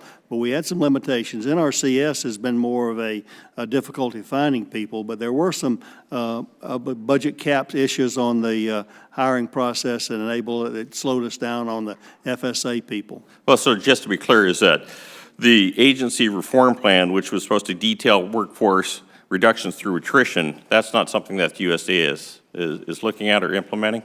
No, we have a hiring plan that continues to move, and as I said, one of our principles is customer service. You have to have the people to do that. All right, and so I guess just in a general sense, USDA, we want more employees. We'd like to grow that workforce. We want enough people to get the job done. I don't want more or less. I want enough people to get the job done. That's what our optimum. And right now, we don't have enough, though. We're not having enough in some places. We've got an optimum office production that tells where the workload is and who needs to be there. And do we have metrics from that optimum office yet to detail how well that's working? We do. Oh, that'd be great to see.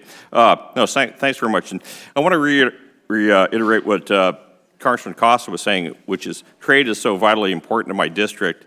And, you know, the Phase 2 trade deal with Japan is just such a promising market, especially for the specialty crop sector. And so can you just expand once again on what the USDA is doing to help and open and expand those markets?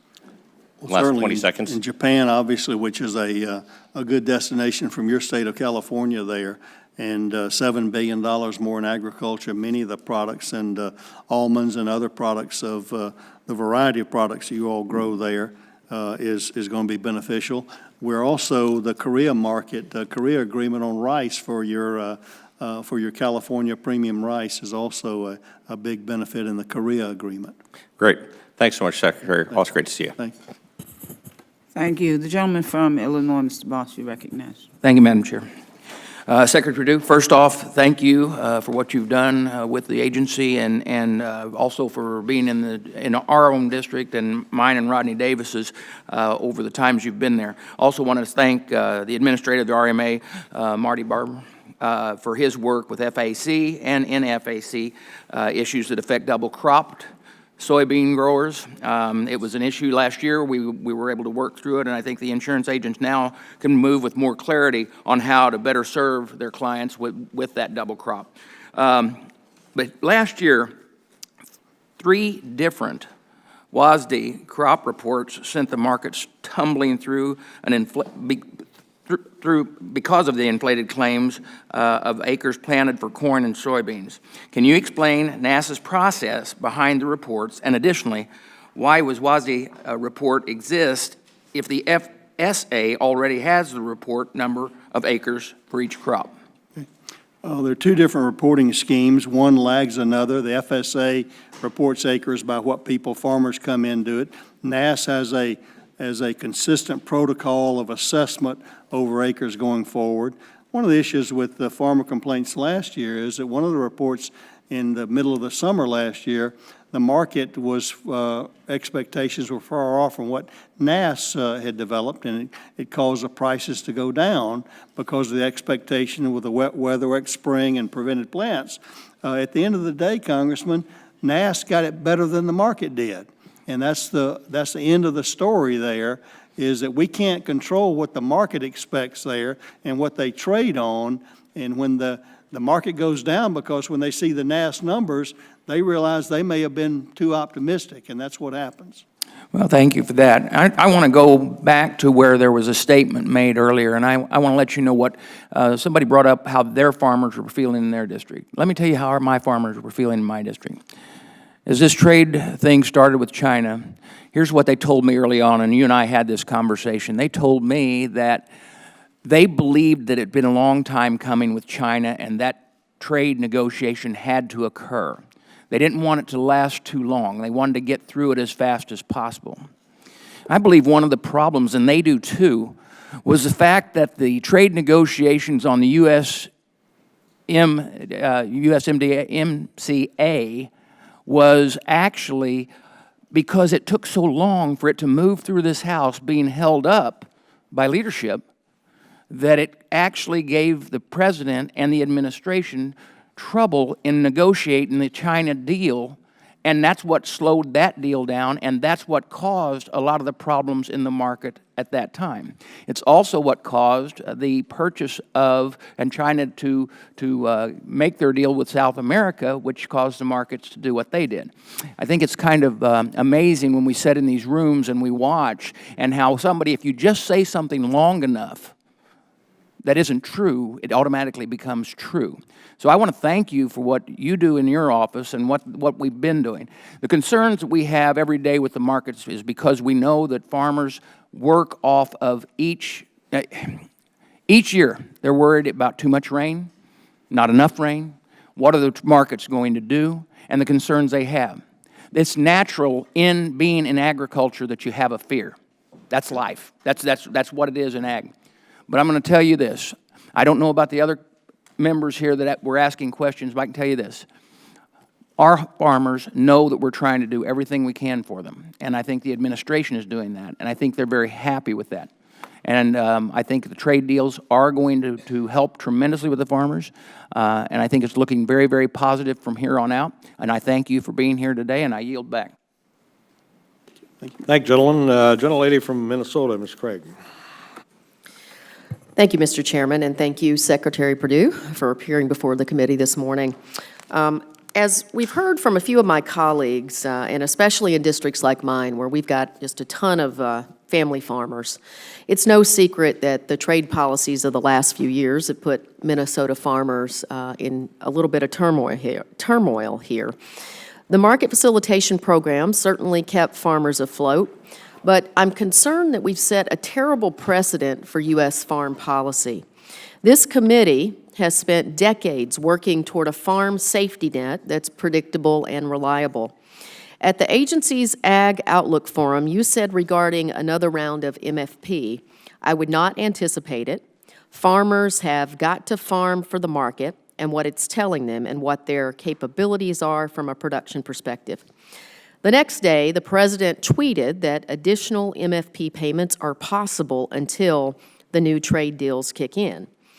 You know, I spent 25 years working in business before I came here last year, and this kind of policy making, it's not predictable, it's not reliable, it's no way to make farmers run their businesses, and given that farm debt is increasing twice as fast as farm equity, how can their lenders ignore such a statement from the president?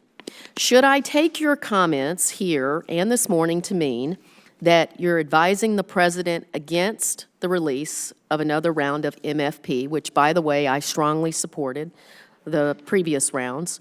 And can you comment on why the president tweeted about the possibility of more ad hoc MFP payments in the same month that he proposed a budget that would gut federal crop insurance, which is, of course, one of the most predictable and market-based risk management options available to farmers?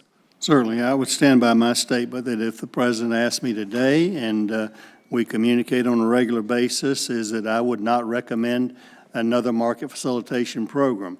His tweet, as I understand it, and I read it, was preceded by the preposition if, which means a contingency there. If this trade that we expect does not materialize, he is prepared again to help people, farmers, move through this. We've already heard today that it's been critical for their bottom lines to be able to continue. Lenders, I think, have to look at the market, look at the production plans that their producers come in. It's tough out there, but it's going to be challenging. I think, again, I've expressed optimism that the trade will develop, but if it does not, I believe that the president will do what he said he will do. Well, I'd just like to respond to that, and then I'll move on to my next question. Good farm policy should be focused on good economics, not political expediency. And this is exactly the problem, Mr. Secretary, is what about that is a predictable farm safety net, and how are small and beginning farmers supposed to plan with comments like that? So with that, I'll leave it to you to figure out how we decreased his use of Twitter. I'd like to now shift to beginning farmers. For more than a decade, the Main Street Project outside of Northfield, Minnesota, where I represent, has trained rural Latino immigrants on regenerative ag practices in poultry as a means out of poverty. This is Janet. She's just one of the beginning farmers who has taken part in training through the Main Street Project. In August, the project was informed that they've been awarded a U.S. NIFA Beginning Farmer and Rancher grant. Those grant funds were publicly announced in October, but as of today, the organization still does not have the funds they were promised by USDA. You said the move of ERS NIFA to Kansas City was to better serve farmers and ranchers where they are, but that just hasn't proven to be the case for farmers like Janet. So following relocation, the Office of Grants and Financial Management only has 26 positions filled out of the 95 total permanent positions. So what impact has this had on the agency's ability to get money out the door? I can tell you what I've been told by NIFA is that the money is getting out of the door. I'd love to hear about this specific one. I will absolutely respond back about where that grant is, but I'm being told that deliverables are on schedule in that way. We are continuing to hire there while we extended some people here in order to deliver the services. We were committed to that services would not suffer, and if this is a broad-based issue, then I'll be back, but we'll specifically Thank you. talk about this one. We've been in touch with USDA, but it shouldn't take a member of Congress to get those dollars to the folks they've been awarded to. Absolutely. So I agree. thank you again, Mr. Secretary, and I yield back. Thank you. Thanks, gentlelady. Gentleman from North Carolina, Mr. Rosler. Thank you, Mr. Chairman. I noted the conversation a little earlier about big operators versus small operators and so forth, and I think it's important for the record to point out the bigger you are, the bigger your note at the bank. A lot of people forget that. It's not like your margins get so much greater the bigger you get. The margins are small, so you have to get big in order to make it all work. Mr. Secretary, thank you for being here.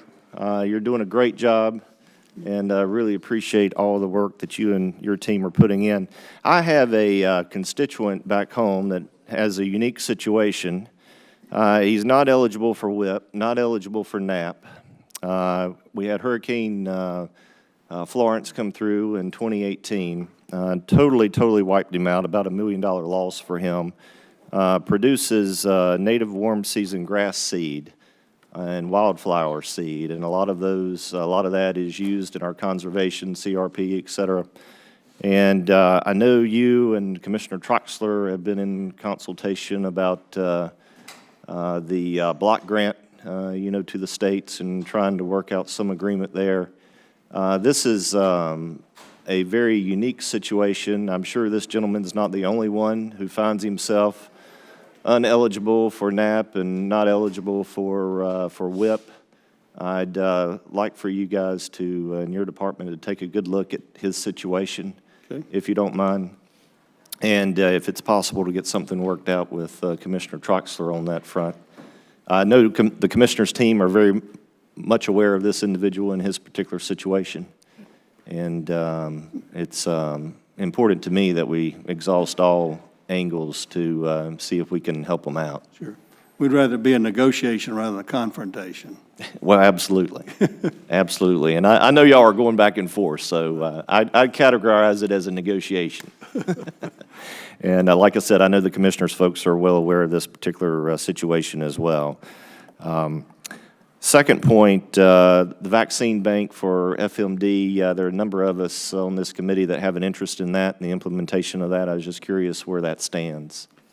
Yes, I think Undersecretary Ibaugh has, I think he issued requests for information over people interested in proposals in doing that. That was the third leg of the stool, along with the overall early detection through, we've already put money out into the labs across the country, and then an early detection and biosecurity network of awareness and training. The the foot and mouth vaccine is where we're getting information about how that can be done. You know, there's some limitations here on the mainland of handling that virus, so we have to take those in consideration. And if our NBAF facility were up in Kansas, then we could do it there, but we have to be extremely careful in how that's handled. So we're in the midst of taking requests for information now about proposals of what they think they could do in that regard. Moving on to trade, we've got a great opportunity, I think, with the UK to put together a really, really good trade deal that I think if we can do will substantially help us in negotiation with the EU later on. You have any comments on where we are with the UK and the possibility there and what that would mean for American agriculture? I think the relationship, both heritage and otherwise, I believe it will be a good opportunity for the United States to do a trade deal with the UK. We know that they're constrained until the end of the year, but we're preparing. I'll be visiting there in a couple of weeks and making our case over our products from a reciprocal basis in that way. And we're hopeful that we can get something done with the UK, which we think will lead to better relationships with the EU. But we see an anxiousness of a willingness for the UK to trade in a method that's not constrained by some of the EU rules. Yeah, I think it's going to be a great opportunity for us, and I think to the degree we're successful with that will really help us with the EU. That's my read on it, and let us know how we can be helpful in that process. Mr. Chairman, I yield back. Thank you. Well, thanks, gentlemen. Gentlelady from North Carolina, Ms. Adams. Thank you very much, Chairman Peterson and Ranking Member, for hosting the session. Mr. Secretary, it's good to see you again. Yes, ma'am. I'd like to ask a couple of questions about the impacts of the ERS and NIFA relocation and the impact that it's having on 1890 land-grant universities. All 19 schools turned in their applications last November for the 1890 scholarships, which received $40 million in mandatory funding in the 2018 Farm Bill. But it's been 3 months. They still haven't received the funding. They're concerned that the money, which is somewhere in the neighborhood of $750,000 per school, may not be available until late this spring for students entering school in the fall. Having been a professor for 40 years, I know that schools need to be able to notify students early that late spring about their scholarships so that their recruiting can make informed decisions.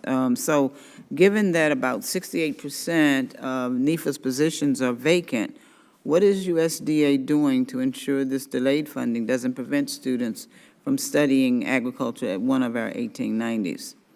First of all, Ms. Adams, I'm very disappointed to hear that report because it conflicts with what my people at NIFA have told me regarding that, particularly in the HBCUs, regarding the student scholarships there. As I indicated in my earlier comments, it's my understanding that these are being disseminated, and I will specifically find out if your facts are accurate. Then I'm extremely disappointed in the information I'm being given about that. Our commitment in this move was that the services would not be inhibited, and that's my expectation. In that way, we allowed some extensions in order to make sure that the services were continued. Okay, great. Well, I hope you do look into that. That is the information that I have. So you do have a timeline already for dispersing the funding? Yes, ma'am. We actually prioritized those HBCU scholarships because they were new, and we know that the students were looking forward to them. So as I said, I will check on that, and if your facts are accurate, then I'm very disappointed in the information I've been given. Okay, if you get back to me, I appreciate it. So let me also ask about an update on how the implementation is going on the Centers of Excellence, which I did fight for along with some of my colleagues in the 2018 bill. I've heard that the department is moving slowly on getting the money out for fiscal year 2019, an appropriation of about $5 million of the centers. So another $6 million was appropriated for these centers, and we really need to get this money out. So I'm concerned again about the lack of staff for the 1890s program and NIFA due to the move to Kansas, and which it has contributed to this delay, we think. So how is USDA working to fill the gaps, first of all, during the transition, to ensure that the work to support the 1890s is taking place? It's my understanding that these consortiums of these centers of excellence are being processed in that way over their applications of what they want to do. Adams, I don't know how many I've visited, but I'm very, I don't hear these things when I'm on campus there from the presidents. And I've been to several HBCUs, and we try to be very open about any kind of issues they're facing. And I don't hear those. If they're contacting you, there must be an issue, but I wish they'd contact me as well. Okay. Well, I strongly supported the inclusion of the Office of Urban Agriculture and Innovative Production in the Farm Bill, push for the funding. One of the provisions in the bill provided $10 million in mandatory money through the Commodity Credit Corporation. So I would expect that with funding already available for use, that those grants would be implemented expeditiously. So I'm glad that you're going to look into it. Do you have any updates on the implementation of the competitive grants and of the office itself? Yes, ma'am. I can't give you the definitive definition. I remember our staff mentioning that to me about where we were on it, but I'd rather, since I can't be sure about it, I'd rather tell you in a response in a QFR over where we are on those competitive grants. Okay, just one comment. I just have a few seconds, but, you know, we're still concerned about the SNAP funding. It's really having an impact in my district. It certainly will be in terms of some of the rules, and I think I mentioned those to you last time we had breakfast. But Yes, ma'am. So if you could give me a little update on it or send the information to me. Yes, if I can respond to some of the SNAP concerns here. We're issuing waivers as we speak here on really in 18 states, again, on the waivers that do qualify based on the new rules, 186 labor market areas in 18 states. We'd have to look if yours are eligible in there and qualify for that, but people are applying for wages or for waivers, and we're continuing to do that under the new rules that we've put out. Thank you, sir. I'm out of time. Mr. Chair, I'll yield back. Thank you, gentlelady. Gentleman from Louisiana, Mr. Abram. Thank you, Mr. Chairman. Mr. Secretary, I know we don't have a language barrier between the great people of Georgia and the great people of Louisiana, and I might argue the rest of the state, but my good friend Rick Allen called them pecans. We call them pecans in Louisiana. So just to get that straight on the record. Mr. Secretary, thank you for being here. As you know, you're a rock star in the agricultural community. We appreciate all you've done. And if I could add to your comments about farming, I think if we take out our soldiers, our men and women in uniform that defend our country most admirably, that farming probably is the toughest and most volatile profession that we have in this country. It's one bad weather storm, and they are in a very precarious position. Your opening statement alluded to the high-speed broadband. We all know here how critical that is for just everything, just life now in America and in the global world, the global economy. And thank you for your work.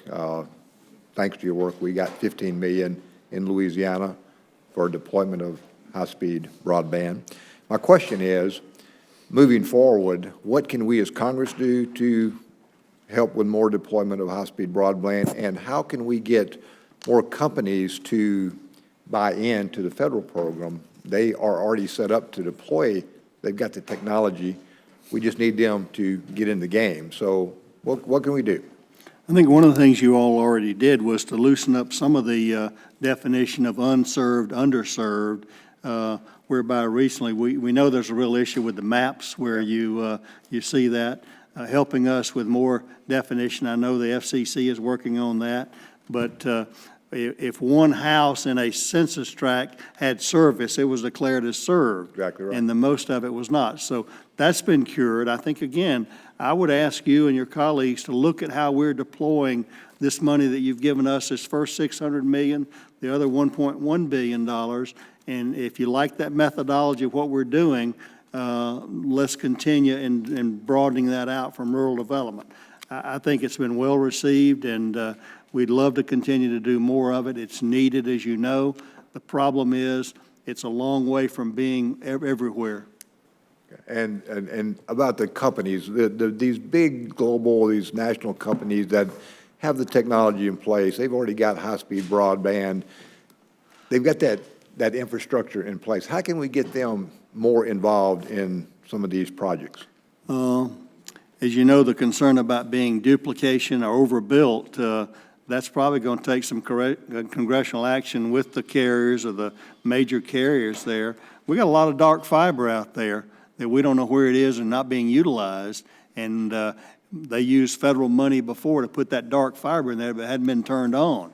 So I think some investigation through appropriate agencies and with congressional impetus there could help that coordination. Well, thank you. And just a quick add-on.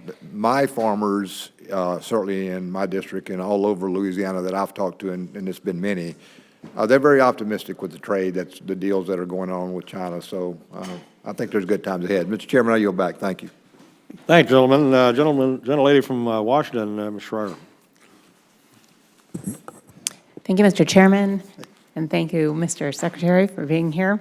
I, first of all, wanted to echo Mr. Allen's comments about the struggles of H-2A visas and what an economic challenge that poses to our farmers in the Northwest. I also wanted to make you aware, if you are not already aware, that there is an excellent bipartisan bill with several members of this committee called the Farm Workforce Modernization Act that does several really good things for our farmers that people on both sides of the aisle agree on. It streamlines the H-2A visa process. It puts controls on the inflation of wages, and it also has a path to citizenship for people who are working in ag and commit to continuing to work in ag. And so if you could whisper in the president's ear about that bill, I would love to see it. And I think a lot of people in this room would love to see that move forward. We're very aware. That didn't sound reassuring. My second comment was about something called little cherry disease. In Washington state, apples and cherries are among the state's top 15 exports. So protecting and strengthening the tree fruit industry is critical for our economy. In this past cherry season, it became apparent that the Pacific Northwest cherry growers are facing a substantial threat from little cherry disease.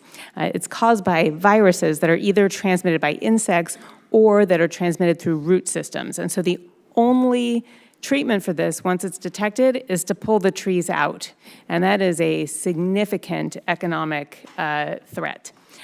So this has reached epidemic proportions in Washington state, and growers are scrambling to obtain new tools to detect and treat this and stop the spread.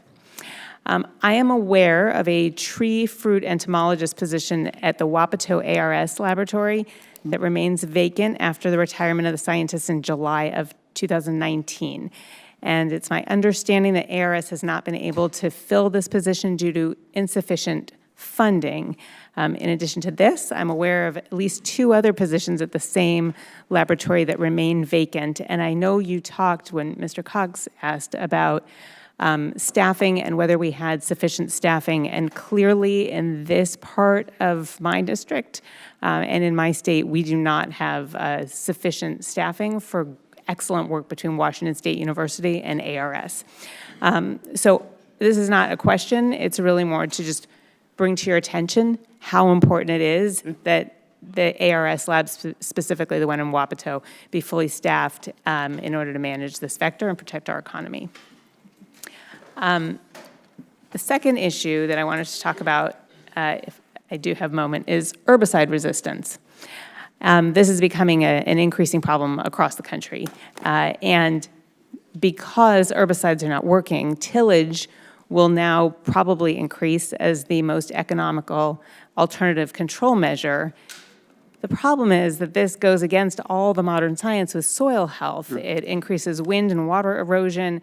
It also releases more carbon dioxide into the atmosphere and compromises soil health, and will probably also compromise water quality in the Snake River and Columbia rivers.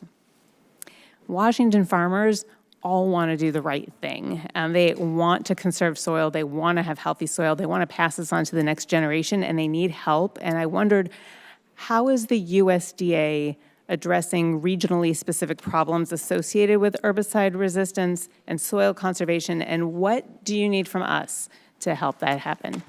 We need obviously less tillage, rather than more tillage, as you said. The USDA certainly works closely with the registration partner EPA in making sure these new developments of biotechnology are available as plants and weeds and become resistant to other types of things. So it's mostly an interagency regulatory issue of moving forward. We're working with the Department of Interior. Fish and Wildlife has to issue a biological opinion. National Marine Fisheries has to issue a biological opinion on new products. We're encouraging them to use the same set of facts and data over this in order to move these along more expeditiously. As things become resistant, we don't want the answer to be more tillage and more plowing. We want it to be more no-till and using these safe products to control the problem. Thank you for your comments. I'm running out of time, but I think this calls into question, just like there's understaffing at the USDA, the issue of losing scientists at the EPA who could really help us solve these problems as well. Thank you. I yield back. Thank you, gentlelady. Gentleman from Kentucky, Mr. Homer. Thank you, Mr. Chairman. And Mr. Secretary, it's great to have you back to the Ag Committee. I'm a big fan, and you're doing a great job, and you're very popular with everyone in the agriculture community. I want to thank you also for your commitment to broadband. That's one of the biggest issues in my rural district in Kentucky is lack of access to broadband. I know that we had 3 communities in my congressional district that were rewarded with the first round of Reconnect money. And I was wondering if you could kind of give us an update on how round 2 is going to take place and what can we do to get more participation in that program. We, all 3 areas, well, the 3 areas of the $600 million you gave us initially, we had 200 in grants, 200 in loan grant, and 200 in loans. They all 3 were oversubscribed. We began our second round of applications this January. I think it closes on the 16th of March, and we expect oversubscription in those as well, based on the popularity there. So as long as that continues to take place, we'll probably perpetuate the program the way it goes on. And as I indicated earlier, I hope you all will give us feedback about whether there could be improvements or better, and Congressman Abraham did to some degree. So we look forward to hearing from you. Well, I appreciate that, and I'm sure you'll get more applications from Kentucky, and you'll be hearing from our office. But again, thank you for that first round. Next, I wanted to talk about hemp. You know, we've had conversations with hemp, and I've had numerous conversations with your great undersecretaries that I've worked with in the past on this issue. I want to thank you, first of all, for the recent USDA announcement to delay the enforcement of the requirements for labs to be registered by the DEA. That was something I put in my letter of request to you, and I appreciate you doing that. That was a big issue in Kentucky. But, you know, I've always been a huge proponent of hemp, and I will continue to be. I believe in hemp. I believe there's a tremendous future for hemp. When I was advocating for hemp when I was Commissioner of Agriculture, I was thinking about fiber. Right. And what's happened, especially in Kentucky and many other states, is the CBD oil market has kind of taken over. And I'm a farmer, I can say this. In agriculture, we're very good at overproducing things sometimes. Hemp was grossly overproduced in Kentucky and many other states this year. I know that language was put in the Farm Bill for hemp crop insurance. I'm not a fan of that. I fear that that will lead to more overproduction and potential fraud, and I just wanted to publicly say I had some concerns about that, and hopefully that the final end product will be one that will not encourage overproduction. That I know the requirement that I had requested, one of the requirements for crop insurance that I had mentioned in a previous committee hearing to Bill Northey was, I hope that it said you had to have a contract with a processor before you could get crop insurance to prevent fraud. And that's in the language the way I understand it. But hopefully there's some awareness of the fact that there are credible hemp companies in America, and there are some that aren't credible. We've had several in Kentucky file bankruptcy that have left the farmers hanging with a surplus crop of hemp. So these are concerns that I have moving forward. I've shared that with many people in USDA. I appreciate the good work that you're doing. I know that this is a very challenging thing for the USDA to have to administer, but I appreciate the work that you've done thus far, and I look forward to working with you on that issue in the future. Now, with respect to trade, I was just wondering if you could kind of give me a brief update of how things are going. I know that we've had the Phase 1 agreement with China. Are they fulfilling their agreement thus far in purchasing new, the products, the commodities that they pledged to produce? The coronavirus has clouded somewhat. Right. Obviously, just from a physical perspective of things backing up at the port. The counter-cyclical part of their buying, typically when South America's harvesting, that's when they go there. So those are some of the considerations. The bright spot that I mentioned a couple of times before this morning is that we see the technical things that need to happen in order to facilitate the kind of trade is happening. The technicians there, and that's where a lot of those little nicky non-trade tariff barriers there that China has used to push back are being torn down. I take a lot of optimism from that they're trying to fulfill their obligation that they agreed to on those numbers. Yeah. Well, my time's run out, Mr. Secretary. On behalf of Kentucky farmers, I want to thank you for your commitment to helping make sure that farmers are a priority in this trade agreement with China. Our agriculture community in Kentucky appreciates you and appreciates the president. Well, thank you. Hemp is tricky. We need your help. Thanks, gentlemen. Gentleman from California, Mr. Carbajal.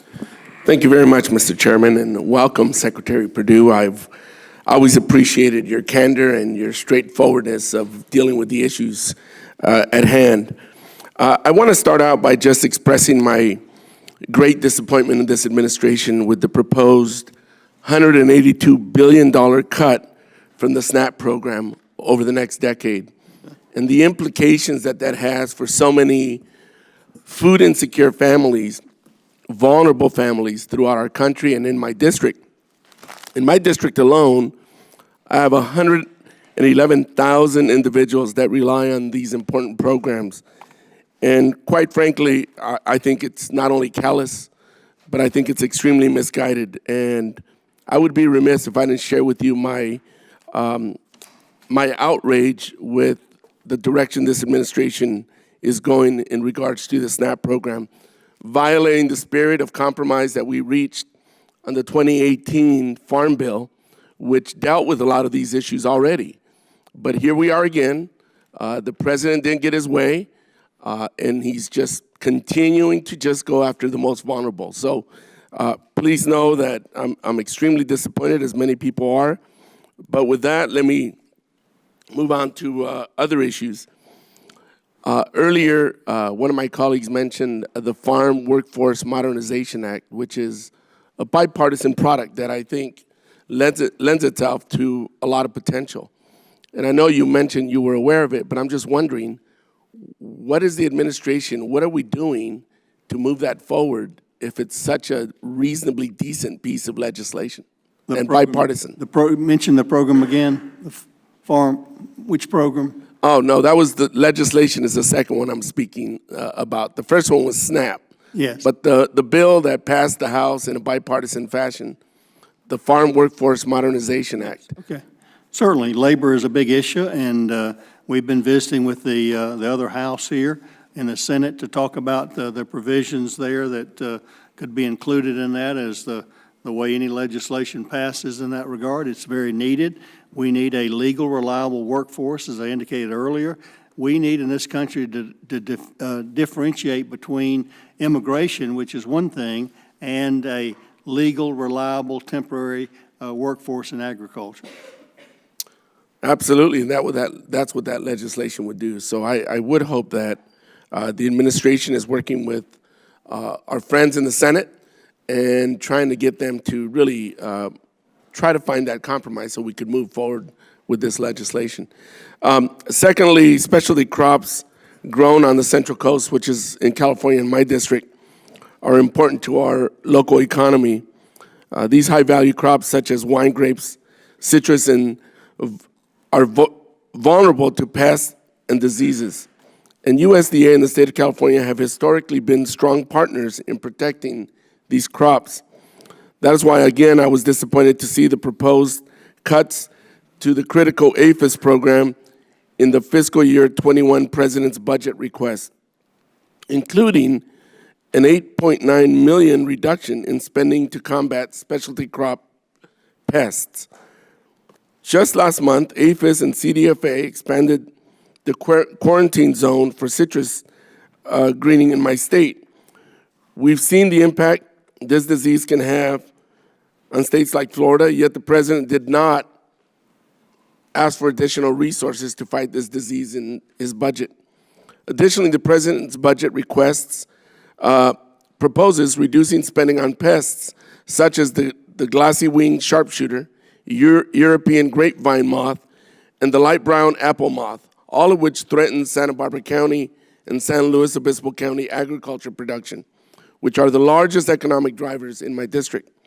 How would these proposed reductions in spending impact USDA's ability to protect California's crop farmers from devastating pests and diseases? Well, USDA and APHIS particularly understand the potential for pest destruction of industries. You mentioned the citrus industry and earthers, and I can assure you that they are using any money that's given appropriated to them in order to just to protect the crops in your area. As across the country, we've got other issues in Pennsylvania and the lanternfly and all those issues that are continued pests coming in, and we'll do the very best we can. Thank you. And looping back to my initial question on SNAP, is California listed on the waiver list that you mentioned earlier? Let me see if, I think there are several waivers in California. Yes, sir, there's 17 areas, labor market areas waived in California. Are any of those San Luis Obispo and Santa Barbara County? I think so. Is that a think so or a yes? I can't say for sure. I believe that you're listed on part of the area. I don't know what those 17 areas are specifically, but we have 17 labor market areas in California that waivers are issued. Great. If we could loop back later on and connect, that would be great. Thank you, Secretary Perdue. Mr. Chair, I yield back. Thank you, gentlemen. Gentleman from Kansas, Mr. Marshall. Thank you, Mr. Chairman, and let me also add my welcome, Mr. Secretary, for being here. I could start, I think, by spending my 5 minutes saying thanks for so many things from my producers back home. Maybe start off with just the speed and efficiency your department carried out the MFP payments. You asked your workers to do more with less over the past several years, so thank you for your help there. A special thanks for your continued leadership to support the ethanol and biodiesel industry as well. This is important not only to agriculture, but also the rural communities. And so many of these communities, the same folks that are working in that ethanol, biofuels industry are the same folks that are leading the Rotary Clubs, that are leading United Way fundraising, so that it means so much more than just the jobs there at those plants. So thank you. In your comments, you mentioned the Higher Blends Infrastructure Incentive Program that provides over $100 million in grants to better enable market adaptation for higher blends of ethanol and biodiesel by investing in infrastructure. And we look forward to just what your vision looks like with that, and maybe you could briefly just share what your vision is going forward with some of those plans. I think our effort would be to make E15 the kind of the law of the land regarding that. That's a 50% increase in demand of a sound, environmentally healthy and safe fuel that would be utilized, and that's why the infrastructure program is there to help build out the consumer's opportunity to purchase this. We think with better environmental footprint and less cost, and consumers will rapidly adopt that if they have access to it. Sounds great. So thanks for your efforts, and we look forward to working with you on that. Next, if I could talk a little bit about one of my favorite subjects, NBAT, the National Bio-Agro Defense Facility located in beautiful Manhattan, Kansas, home of Kansas State University. And just thanks so much for your personal interest and touring that facility with me. And as you know, that I'm working with our senior senator, the tight end coach also for the Kansas State Fighting Wildcats, Chairman Pat Roberts. And he and I are working on legislation that would codify the mission and transfer the facility to USDA. How would you envision future partnerships on research with other federal agencies shaping up at the facility? Congressman, I hope you feel, that, as I do, that I believe that transition is going very well from DHS. While it was while that facility was initially put under Department of Homeland Security, it really fits more with our scientists and protectionists there that were working at Plum Island to do many of those very dangerous types of things, of dangerous diseases. So we think the interagency process is going well. The relationship that was described and outlined to you and your Kansas colleagues over the transition of who does what, we think is going very well. I hope you found that to be the case. Absolutely, and was just there recently in the past month, meeting more and more of the professors, the researchers, people moving from Plum Island, finding how welcoming Manhattan, Kansas is. So I agree it's going well. And given your response, I'd also like to get your thoughts on codifying those relationships through legislation here in Congress. Again, I think while we will implement that, I think that would, I would just leave that up to the determination of Congress. If you think those relationships and responsibilities need to be codified, then I certainly would have no objection to that. Okay, thank you, and I think I have time for one more question here. I'd like to talk about beef for a second. Getting a few phone calls and concerns back home. Under the Federal Meat Inspection Act and corresponding FSIS regulation, no meat product label may bear any false or misleading statement of origin or quality. However, it's my understanding that current FSIS policy allows imported beef products to be generically labeled as products of the USA as long as these products undergo minimal processing or repackaging in USDA FSIS inspected facilities. Mr. Secretary, do you agree that current policy has the potential to mislead consumers? And if so, how do you intend to address this issue in a way that does not violate current agreements with our North American trading partners? I would agree with that, and certainly you are aware of the overall cool dispute that was negotiated and litigated at WTO. We have to be very careful. We're under consideration right now of how we can give transparency and information to the consumer that doesn't violate that, and we think there's a middle ground that we think is an appropriate label that looks at like processed and slaughtered and processed in the United States. I don't think meat that just comes in and maybe just cut up and packaged from somewhere else ought to be product of the U.S. I think that's another definition. We do feel like we would probably be treading on very difficult ground if we, as some people have in the cattle industry, want born, slaughtered, and processed. We think we'd be, again, taken back to WTO court. And the problem is they've got that $1 billion judgment hanging over us that has not been suspended. And if we did that, I think we'd be vulnerable to that. Mr. Chairman, can I have 30 more seconds? Mr. Secretary, at the end of the day, this issue is about truth in labeling, and I'm pleased to hear that this is something USDA is working to address. However, I'm concerned against any reforms that would ultimately preserve this or any other minimally informative origin labeling claim. There's a growing desire from consumers for more accurate information about the foods they purchase, and I can assure there's broad bipartisan support here in Capitol Hill for USDA to update these regulations in a meaningful way. Good. Thank you. Thank you, Mr. Secretary. Thank you, Mr. Chairman. I yield back. Gentleman from Florida, Mr. Lawson. Thank you, Mr. Chairman, and Governor, Secretary, welcome to the. One of the things I wanted to respond to is there was some question about the scholarship program for HBCUs, and my dean is here from Florida A&M University, Dr. Taylor. You stand up there, let him see you. And we discussed this yesterday. They're very well pleased with the way things are going. and in order to provide scholarship, and also stated that they are recruiting high-quality students for this program, which is going to be very, very successful to university. The next time you in Tallahassee, I'm going to make sure you get some of the best peach cobbler that we have there. Again. Okay. One of the things I wanted to discuss with you, comment on, is that USDA hemp total testing requires requirement to test for 3%. THC making it difficult for new hemp crops to pass the test. States have to follow up with USDA rules.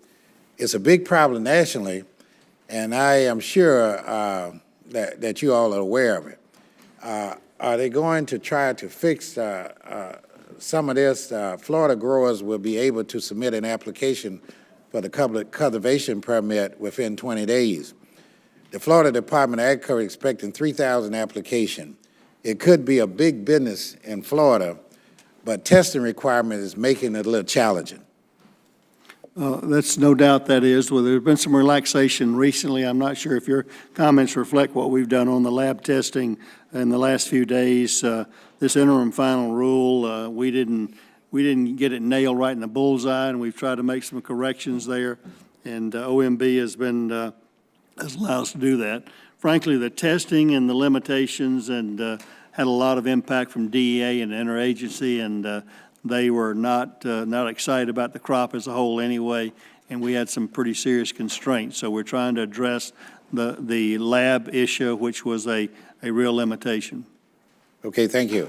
You know, in 2019, Disaster Supplement Package established a historic timber block grant program that was advocated here in a bipartisan manner. About $380.9 million is set aside for Florida.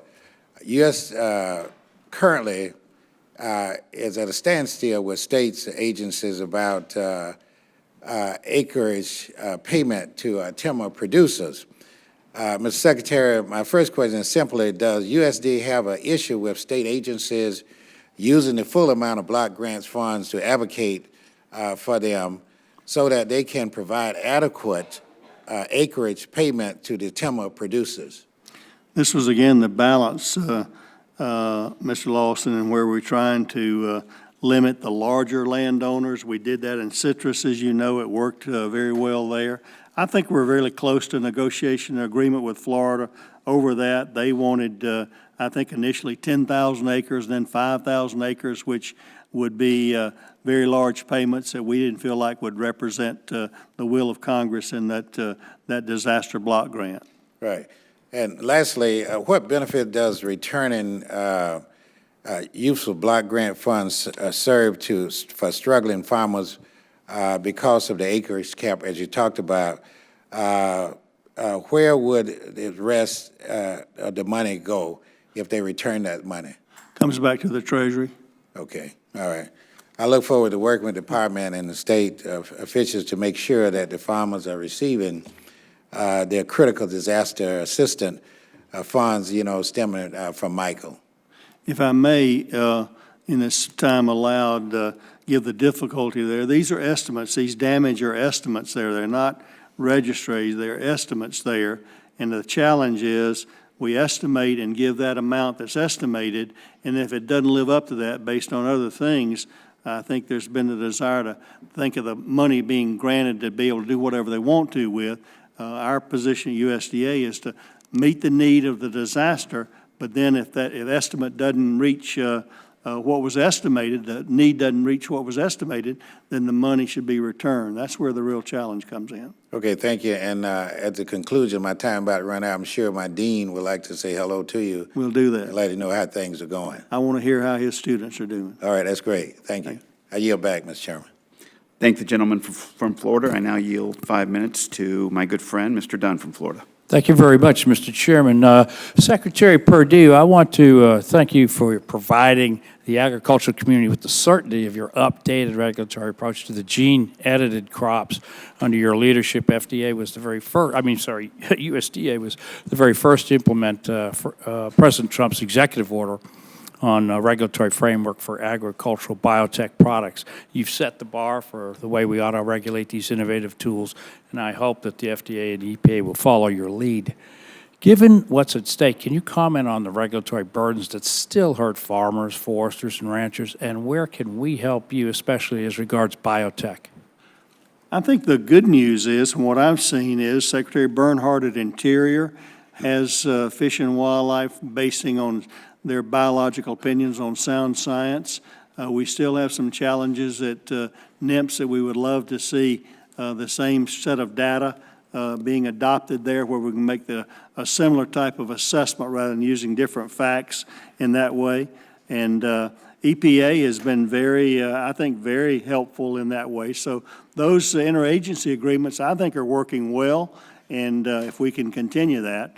The animal gene editing is an issue we still have to resolve. So the FDA, you mentioned earlier, you're still having negotiations with them about what constitutes a transgenic. We're still in the process of determining how. We don't want to, we have no reason to want to regulate gene editing in all animals, but we think the food animals, where the USDA has control of the protein source of America, makes sense. I agree with you entirely. Thank you, Mr. Secretary. So I know you hear a lot about Hurricane Michael. You're going to hear one more thing.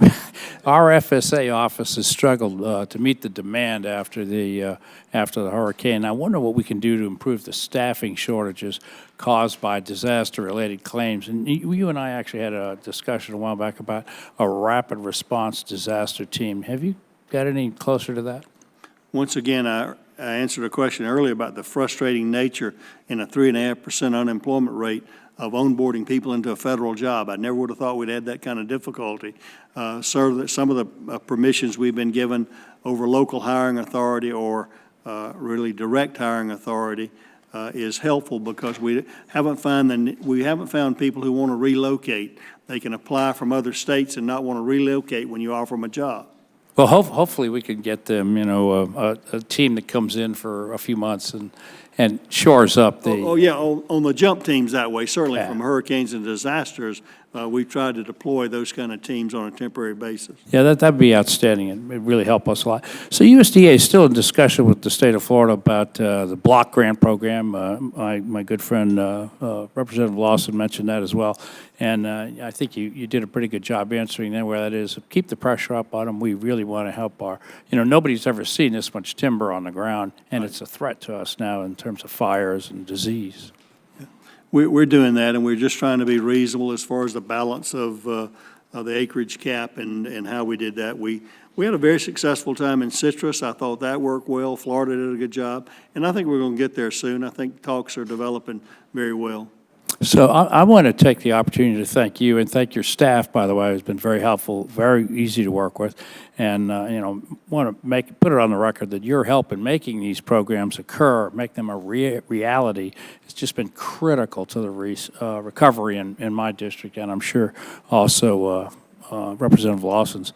We want to continue to work with you on these projects, and we want to get a long-term fix for those. And we can't say thank you enough for all your efforts on our behalf, Mr. Secretary. Thank you. Thank you. I yield back. Thank you, Mr. Dunn. I now yield myself 5 minutes, not because I'm in the chair, but because it's actually the order that I'm in. I'm serious. Mr. Secretary, thank you for being here, as always. You cease to amaze me how you continually provide thorough answers to anything that you're asked. So I always appreciate that. And thank you for your visit to the Central Coast as well, coming out to my district and holding a town hall in my very blue district. So I appreciate that, your willingness to stand up there and give straightforward answers. And so I hope you do that today, too, with my question. I'm going to start off also with something that I don't normally do, and that's quoting our president, President Trump. Last year, at the Farm Bureau, he was talking about the current labor crisis. And he said, you need people to help you with farms, and I'm not going to rule that out. I'm going to make that easier for them to come in and to work the farms. You've had some people for 20, 25 years. They're incredible. Then they go home and they can't get back in. That's not going to happen. This is what he said, and he got one of the biggest ovations at that Farm Bureau meeting just because of that quote. Now, obviously, you know where I'm at on the legislation that we put forward and passed out of the House on a bipartisan basis, the Farm Workforce Modernization Act, a bill that protects our existing farm workforce and promotes an existing agricultural workforce. And earlier today, you mentioned the AWR, the Adverse Effect Wage Rate. Now, this bill, as you know, basically freezes that. Now, you were saying, I think you know that it would go up 6% in 2020. I got another list here. In Georgia, it's going to go up 5.2%. In Illinois, it's going to go up 9.5%. Kentucky at 6.6%. Minnesota 6.4%. Ohio 9.5%. The AWR is going up. This bill would freeze it for the first year. And then in years 2 through 9, it would put a cap on it at 3.25% and also put a floor at 1.5%. Mr. Secretary, don't you think that having a cap on the AWR will benefit people who deal with the H-2A process? I think a cap would help, but I think we need to look at the AWR, or the adverse wage rate, in a different kind of way. What people are telling me, even with availability now, by the all-in cost of transportation and other things, which don't have to happen in H-2B, the affordability issue is outside. We're seeing producers cut back on production all across the country. We've got examples in South Carolina. We've got examples in Colorado, and the cicadas and sweet corn and others so are in California as well. Mr. Secretary, how would you feel about getting rid of the AWR? I think we could do a more flexible AWR that adjusted, that looked toward the economy generally in that way. The original intent, as I understand, was not to exploit the foreign workers. We don't want to do that. Correct. That's not happening now. And also, we don't want to displace domestic workers. That's not happening because we don't have them out there. Understood. So I think we need to relook at that in that way, and I'd be very supportive. And you know that basically in year 10, under the proposed legislation that passed the House, we'd have a study and the potential to get rid of it or relook at the AWR. You understand that? That would be a good thing. Understood. Now, also you talked about conflating the people who are here and as well as the H-2A process. Well, as President Trump said, there are people in my community, especially on the central coast of California, the salad bowl of the world, that have been here for 20 to 25 years, that have contributed so much, not just to our economy, not just to our agriculture, but to our community. I mean, they really are the culture of who we are on the central coast. And so I do believe that there needs to be a way to make sure that there is some way to protect those people. Doesn't mean you give them citizenship, but there's a way for them to earn it. And I believe that this bill provides that. Are you familiar with this way for those types of people who have contributed so much to our agriculture to earn the opportunity to stay here? I think I'm familiar with those provisions, yes. Okay.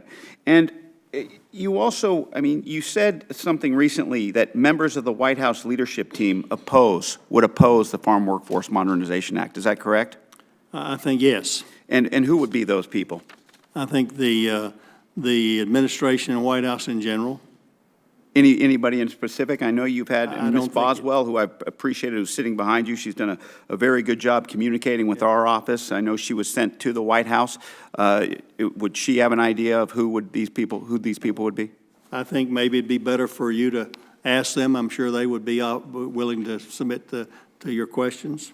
As always, Mr. Secretary, I look forward to working with anybody who will help our ag labor situation. And I appreciate it. It's really our number one and number two issue. Agreed. Thank you, Mr. Secretary. I appreciate that. I yield back my time, and I would go yield 5 minutes to Mr. Johnson from South Dakota. Thank you, Mr. Chairman. Mr. Secretary, thanks for being here today. And we've had some discussion today about labeling with regard to protein beef specifically. And I want to continue on that line of discussion, if that's all right. Sure. Of course, you get it. Folks in cattle country have some discomfort with the FSIS label of product of the USA. And I think there is some comfort level on a lot of the AMS quality claims and of some of these process verified programs like certified Angus beef. I'm not sure there's that same sense of accuracy and validity with regard to the product of the USA. Now, you have told us that you've got an idea about how to proceed. I want to make sure I heard that right. And then if you've got any idea about a timeline or what the way forward might look like, I'd be interested in that. Yes, I think we're in a serious discussion. This is something we've been talking about for a number, as we hear the concerns, obviously, as you know, from cattle country. They don't quite understand why we can't just go back to cool, and you all do, but it's a very politically populist type of thing that's not going to happen unless we want to do $1 billion litigation damage with Mexico and Canada. We're trying to thread the needle, honestly, with transparency so the consumer can know what they get while also helping the producers to feel like they're getting value for cattle that have been processed, grown, and processed here. And so what would the label, I mean, if you've got something that wasn't fully a product of the USA, as you look to thread that needle, what would be the new label that you mentioned? The choices, excuse me if interrupting, I think the choices go to, the industry would love to have born, slaughtered, and processed in the United States. That, we believe, would violate the WTO suspension agreement. We think there's a middle ground of slaughtered and processed here, which is a different distinction than just processed in the United States. As it currently is, imported meat could come in, and if you cut it up and package it, that means processed in the United States. But slaughtered and processed means that live animal was here, and it was slaughtered and processed here in the United States. I think that's a better deal. And I agree that the consumer deserves some of this additional information. And what you're talking about really does provide the consumer with a better insight into what is going on with that particular beef product. And those would be voluntary labels also. Okay. So moving to the Brazil issue, you know, there's been a fair amount of, I mean, in shoregrass country, I'm not sure people understand exactly what's happening with allowing Brazil to import beef into the United States. Can you talk to me a little bit about what processes are we putting into place to make sure that the American consumer can have confidence that Brazil has it right? Because as you know, Mr. Secretary, there have been a number of times in the past when Brazil has not had it right. And I think that really should give comfort, Congressman, and that we've suspended them because they didn't get it right. They've had difficulty and fraud in their inspection system, and when we detected that on inbound inspections, we suspended them. I've suspended them for over 2 years, I think. But in countries where we have trade agreements there, aside from other just outright protectionism, we have to have equivalent safety standards. That's what FSIS does. They go down and do audits of their food safety inspection system to make sure that they believe it's equivalent to U.S. systems. And then as a safeguard beyond that, we also have a stepped-up inspection, not an audit, but an inspection of the product coming in to make sure they are continuing to comply. And do we have a sense of how long that heightened inspection regime will be in place? Not necessarily. I think it'll be dynamic as we see continued compliance over a period of months or years. You probably can see some relaxation to see that they're continuing to comply. Well, my time is getting short, Mr. Secretary. I would close with just a couple of thank yous. I mean, you did work with a number of us to move the cover crop prevent plant harvest date last year during a true emergency situation. Of course, we don't know exactly what the weather in 2020 is going to look like, but if we get another terrible situation, hopefully there will be an open mind at USDA about similar flexibility for producers.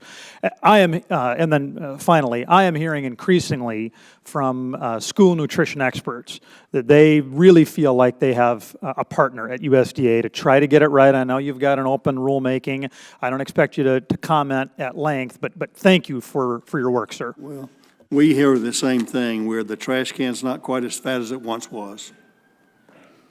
Thank you, Mr. Johnson. I now yield 5 minutes to Mr. McGovern from Massachusetts. Thank you very much, and thank you, Mr. Secretary, for being here. I have some questions on SNAP. I remember a time when you came before this committee, when you first became Secretary, that I thought we were in sync on the SNAP program. I asked you, when you became Secretary, I wanted some assurances that you were a strong defender of the program, and I asked your views on the program because I was concerned about some of the rhetoric coming out of the administration. And you responded to me, and I quote, "But as far as I'm concerned, we have no proposed changes. You don't try to fix things that aren't broken." That's your quote. And then the Congress passed a farm bill that rejected proposals that would throw millions of people off the benefit.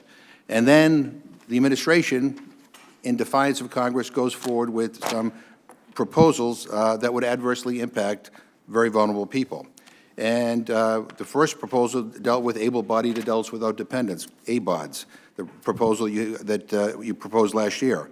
You appeared before this committee, and I asked you if USDA had any detailed data on this population, because I told you that we were hearing from people that this is a very complicated population. It included returning veterans. It included young kids just graduating out of foster care.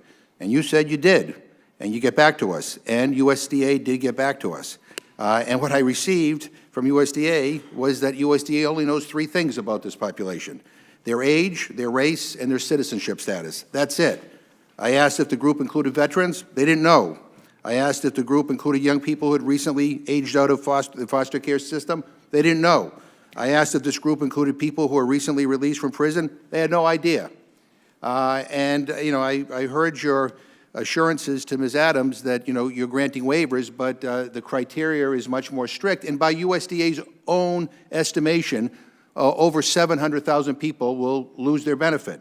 Now, you add that to your proposed change with regard to categorical eligibility, essentially getting rid of it. And the other changes you have, there's another 3.1 or 2 million people by USDA's own numbers that will lose their benefit. Now, in your testimony here today, you said that the USDA serves out our motto, do right and feed everyone. Well, when I add all this up, by USDA's own numbers, close to 4 million people are going to be thrown off this benefit. 4 million poor people who get a SNAP benefit that's on average of about $1.40 per person per meal. Where are they going to get their food? How are they going to deal with this? And this ABOD population in particular, again, a very complicated population. Talk to faith-based groups. Talk to food banks. Talk to social service agencies. They will tell you how complicated this is, and yet you are making proposed rules changes, and USDA has no data on who is actually going to be impacted. I guess the question is, how can you do this? Mr. Governor, we're not allowed to collect that information that you talked about, the various segments there. That state implements these rules, and we have no way to collect that information. Well, with respect to not know who this population is, and then to cut them off, when we have a lot of data from states and from other organizations that deal with these people, who they are, returning veterans who are having trouble reintegrating into our workforce, people who live in rural areas, who have no access to transportation, the closest workforce training center may be 20 miles away, who don't have access to a job. I mean, when those people lose their benefit, they lose their food benefit. How making somebody hungry is going to make them more likely to get a job is beyond me, and that's before we get into the other rules changes. Again, 4 million people, by USDA's own estimation, are going to lose their food benefit. I think that's shameful. I don't know how that is consistent with the motto, do right and feed everyone. And I'm going to tell you, we're fighting you in court, and we are going to do everything we can to block the implementation of this. And I hope, I hope that we will get through this year, and then come next year we have a new set of people running our agencies who actually would be offended by throwing 4 million people off their benefit. I yield back. I'd love the opportunity to have to respond, but it looks like time's up. I'm happy to sit here and listen to the response if the chair wants to let you. Please, Mr. Secretary. Mr. McGovern, in 2000, we had 17 million people on food stamps. I don't know where all those poor people were you're talking about there. That's just a few short years ago. And during the recession, when unemployment went up, we had 44 million people on food stamps. Unemployment, in the longest economic boom we've seen here, unemployment at 3.5%. All I'm doing is implementing the law that was passed into this year that says the Secretary may waive the application of the work requirement to any group of individuals in the state if the Secretary makes a determination that the area in which the individual resides. You know the law says. I do. 120 days if you're an able-bodied adult without dependents. right? And Mr. Secretary, you're hurting people. Thank you, Mr. Secretary. Thank you. Mr. McGovern, I yield 5 minutes to the co-chair of the Ag Research Caucus, Mr. Davis from Illinois. Thank you, Mr. Chair, and Mr. Secretary, thank you again for being here. You know, ag research ultimately plays a major role in our nation's economic prosperity, national security, and public health. With the current crisis that we're facing right now with the coronavirus and the potential link to an animal source, how can we help the department be better equipped to combat not only this strain, but future strains and diseases that can be transmitted from animals to humans, either through agricultural research or other USDA programs that might help prevent future public health threats? The budget's been mentioned several times here today. I will do a appropriations hearing later, but I think if you look at the proposed budget this year from a research perspective, you're going to see quite a bit of bump in that just to address the very issues that you mentioned. Well, thank you, Mr. Secretary. One of my biggest priorities since coming to Congress is in bolstering funding for ag research. I really appreciate working with you and your team on these ag research issues. I've worked alongside my good friend, the acting chair, Mr. Panetta, to co-chair the Ag Research Caucus, and we want to ensure that we're continuously increasing funding for AFRI programs. We hope to see appropriators, and I hope you can mention this during your testimony when you go see the ag appropriators. I hope we can also raise the money that's in AFRI, and I appreciate the President's request for increased funding for AFRI, but I think it's essential for us to move to the next level of research to fund the AGARDA program, Agriculture Advanced Research and Development Authority. And I certainly hope that's something that we can work with your department on to provide solutions in a high-tech, high-risk type of reward. I think that fits right in, Congresswoman, with our new Ag Innovation Agenda that we've announced at the Ag Outlook Forum, and we would be happy to support that. Well, thank you. You actually got into my next statement was about the Ag Innovation Agenda. I appreciate it. We appreciate the work that you're doing. Thank you for sitting here, and thank you for letting me come back to get in front of Yoho to ask questions. Thank you. I yield back, sir.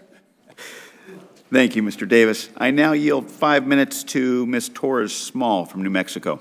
Thank you, Mr. Chair, and thank you to the entire Ag Committee. It's an honor to get to join you in this committee, and I'm grateful to get to advocate and represent the 10,000 farms in New Mexico's 2nd Congressional District, famous for our dairy, our pecans, our pistachios, and certainly our chili. So thank you so much, Secretary Perdue, for knowing that and for all that you do for rural America. When I talk with farmers, one of the first things I hear about are labor shortages. And Secretary Perdue, thank you for your commitment to this issue as well. The last time you testified before this committee, you spoke about that access to legal and stable workforce, so American-grown products will continue to feed our nation and the world. And just this morning, I appreciate your comments about working with Congress to help find a solution. The House passed the Farm Workforce Modernization Act with overwhelming bipartisan support, and I look forward to seeing our Senate colleagues engage on the subject. I strongly support a workable year-round visa system for our dairy farmers. And on that note, on the specialty crop side last year, you mentioned that you were working with Departments of Labor, Homeland Security, and the state to make the application process simpler for your training programs. When will the USDA application portal be ready?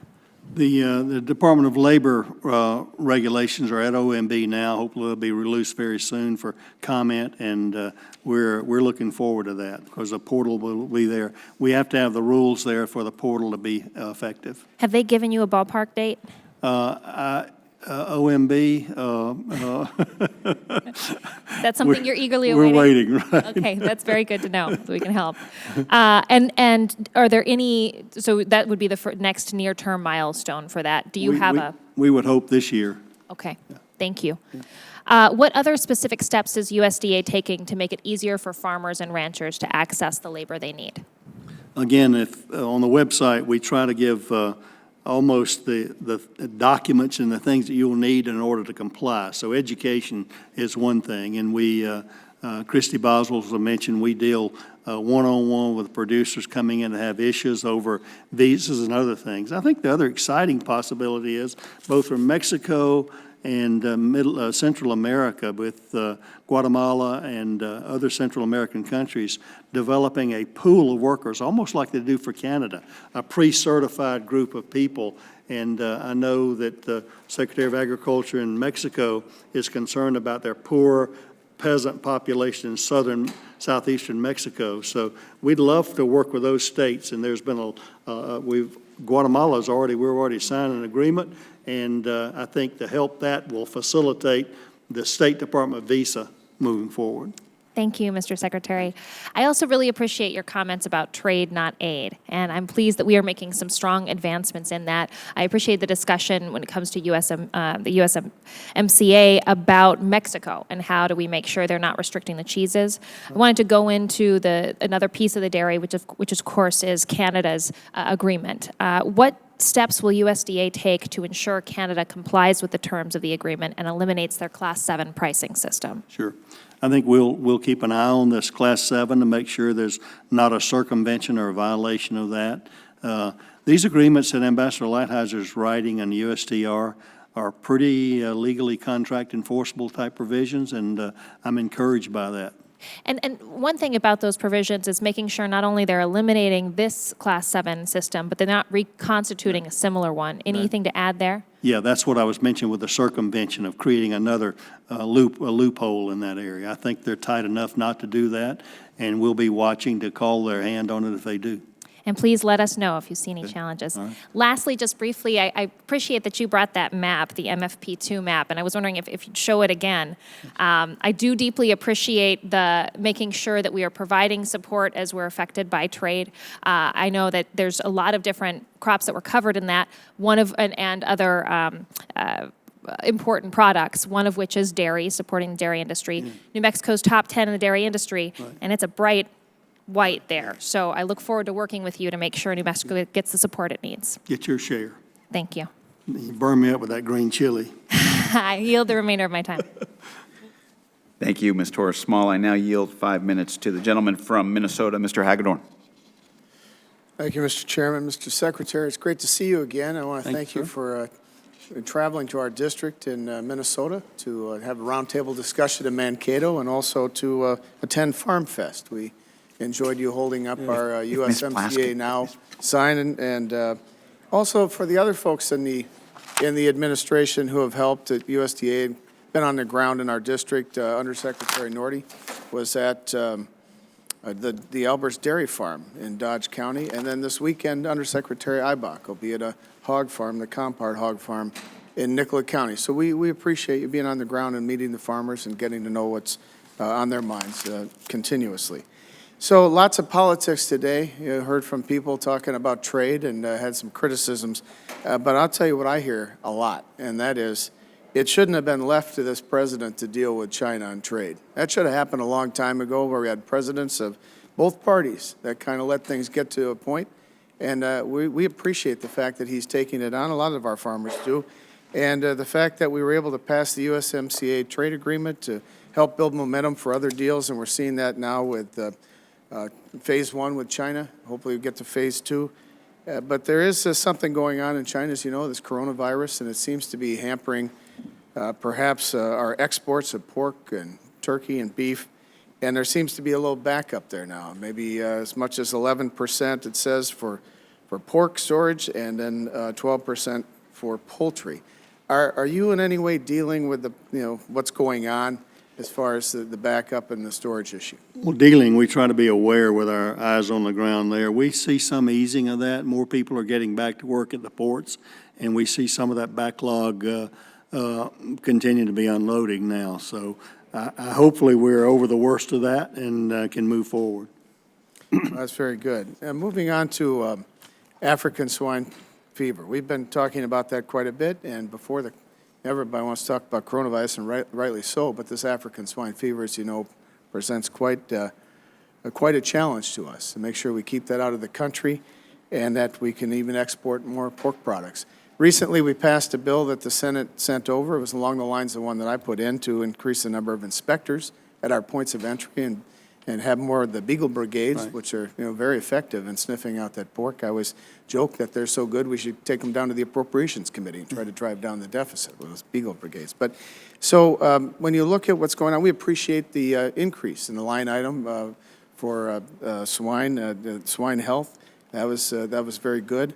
But you talked a little bit recently with our colleague from Kansas about the NBAF, I guess we call it, the acronym. How does that fit in with what we're doing on African swine fever? And then are you making some plans along those areas? Well, obviously, it's not operational yet completely, but it'll be a huge part in all the dangerous global diseases that we face, African swine fever, and some we don't even know the names of yet. That will happen. Those research will be done. That'll be tested over the effects, and also research from how we can prevent that regarding vaccines and what the genome makeup is of that disease and the viruses or whatever organism carries that disease. So it'll be a really great tool over some very serious types of foot and mouth, African swine fever, Ebola, those kind of things that have zoonotic potentials there at NBAF. You expect that'll go online in 2022? Probably 22 to 23. Okay, thank you. Lastly, just an observation. I appreciate what you're doing on the regulations with SNAP. It's an issue I've been working on since I served Congressman Stanglin, who was a member of this committee many, many years ago. And the concept of work for welfare for able-bodied people has always worked. And in this environment where we have very low unemployment, we want everybody in the workforce. It's a compassionate thing. And if people are able-bodied, I think it's the right thing to do. So I appreciate you tightening up the rules and pushing that forward. It's going to help a lot of people. Thank you, Mr. Hagedorn. I now recognize the gentleman from Florida. Excuse me, the lady.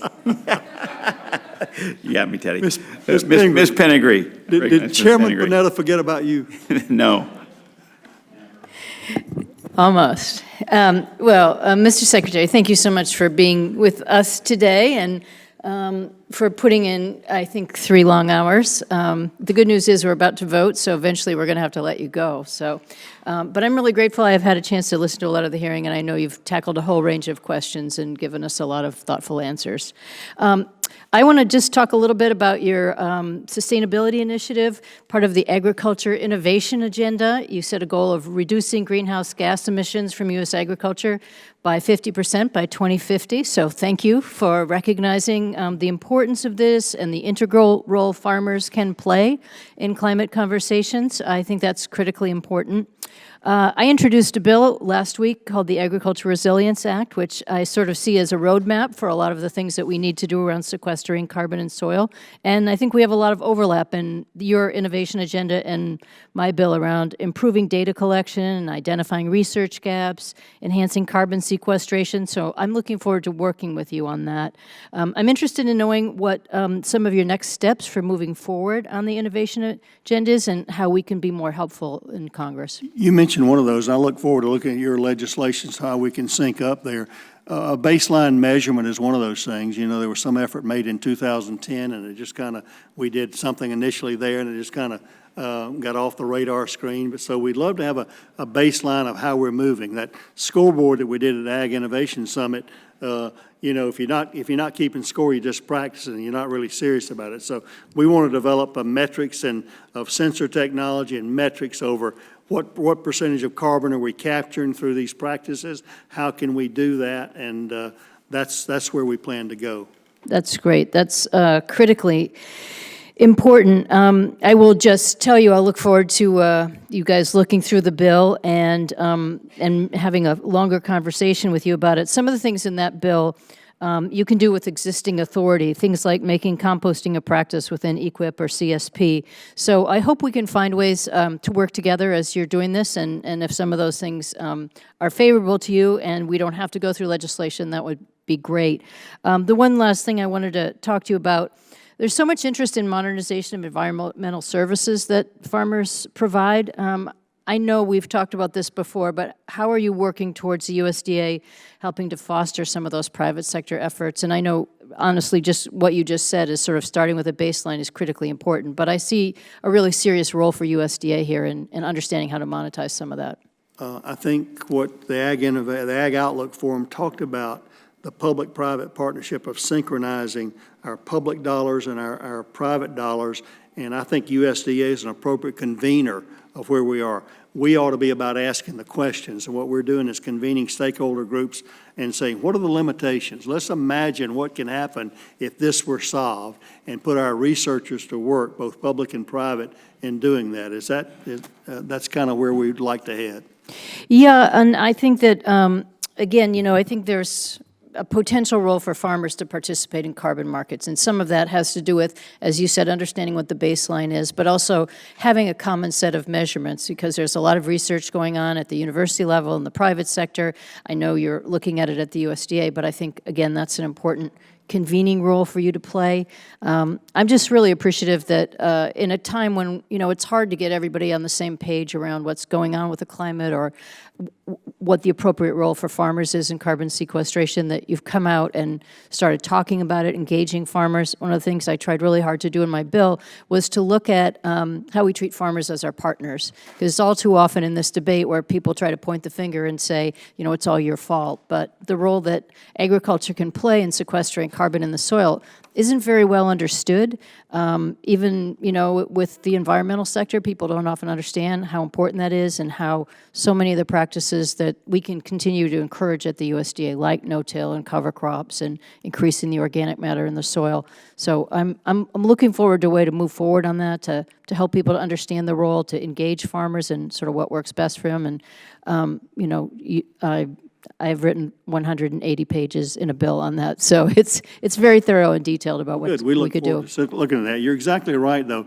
And the possibility of really a win-win situation where you sequester carbon in the soil and taking it out of the air, but also that's increasing soil health and productivity. So it's really a win-win situation. Absolutely. Every farmer we've ever met with that we talked to who's taken some of these steps have seen, better water retention, increased yields, all kinds of good things. So I yield back, but thank you for putting in your time here. Thanks so much. I thank the gentlelady from Maine. I now recognize the gentleman from Florida. Thank you, Mr. Chairman. Mr. Secretary, always great to see you, and I appreciate the job you're doing, the leadership that you and the administration are doing. I stand 100% behind you. A lot of talk about COVID-19, the coronavirus. As you know, we've dealt with that in veterinary medicine for decades, from cattle, horses, dogs, and cats, and we've got very effective vaccines for it. We've introduced a bill, it's a bipartisan bill with Kurt Schrader, the other veterinarian in Congress, the One Health bill that coordinates the cooperation between USDA and HHS. As you well know, 6 out of 10 human diseases show up first in animals.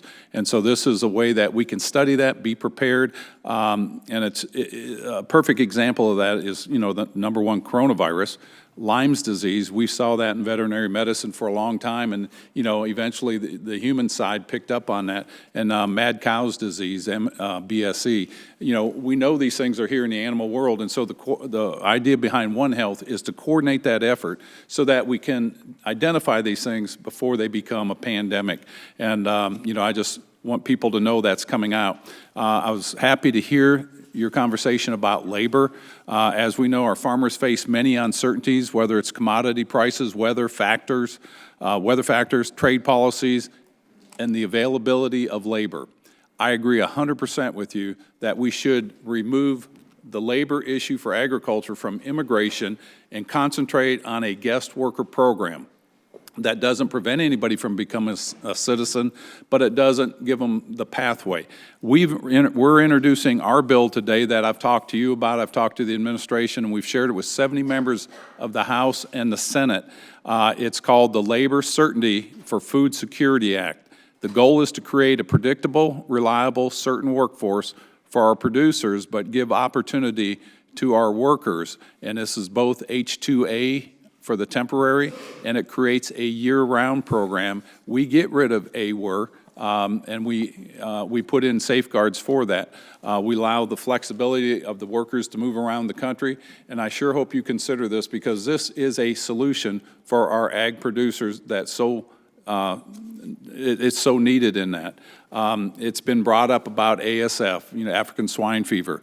You're certainly aware of the outbreak where it's estimated over 500 million pigs have been lost in China.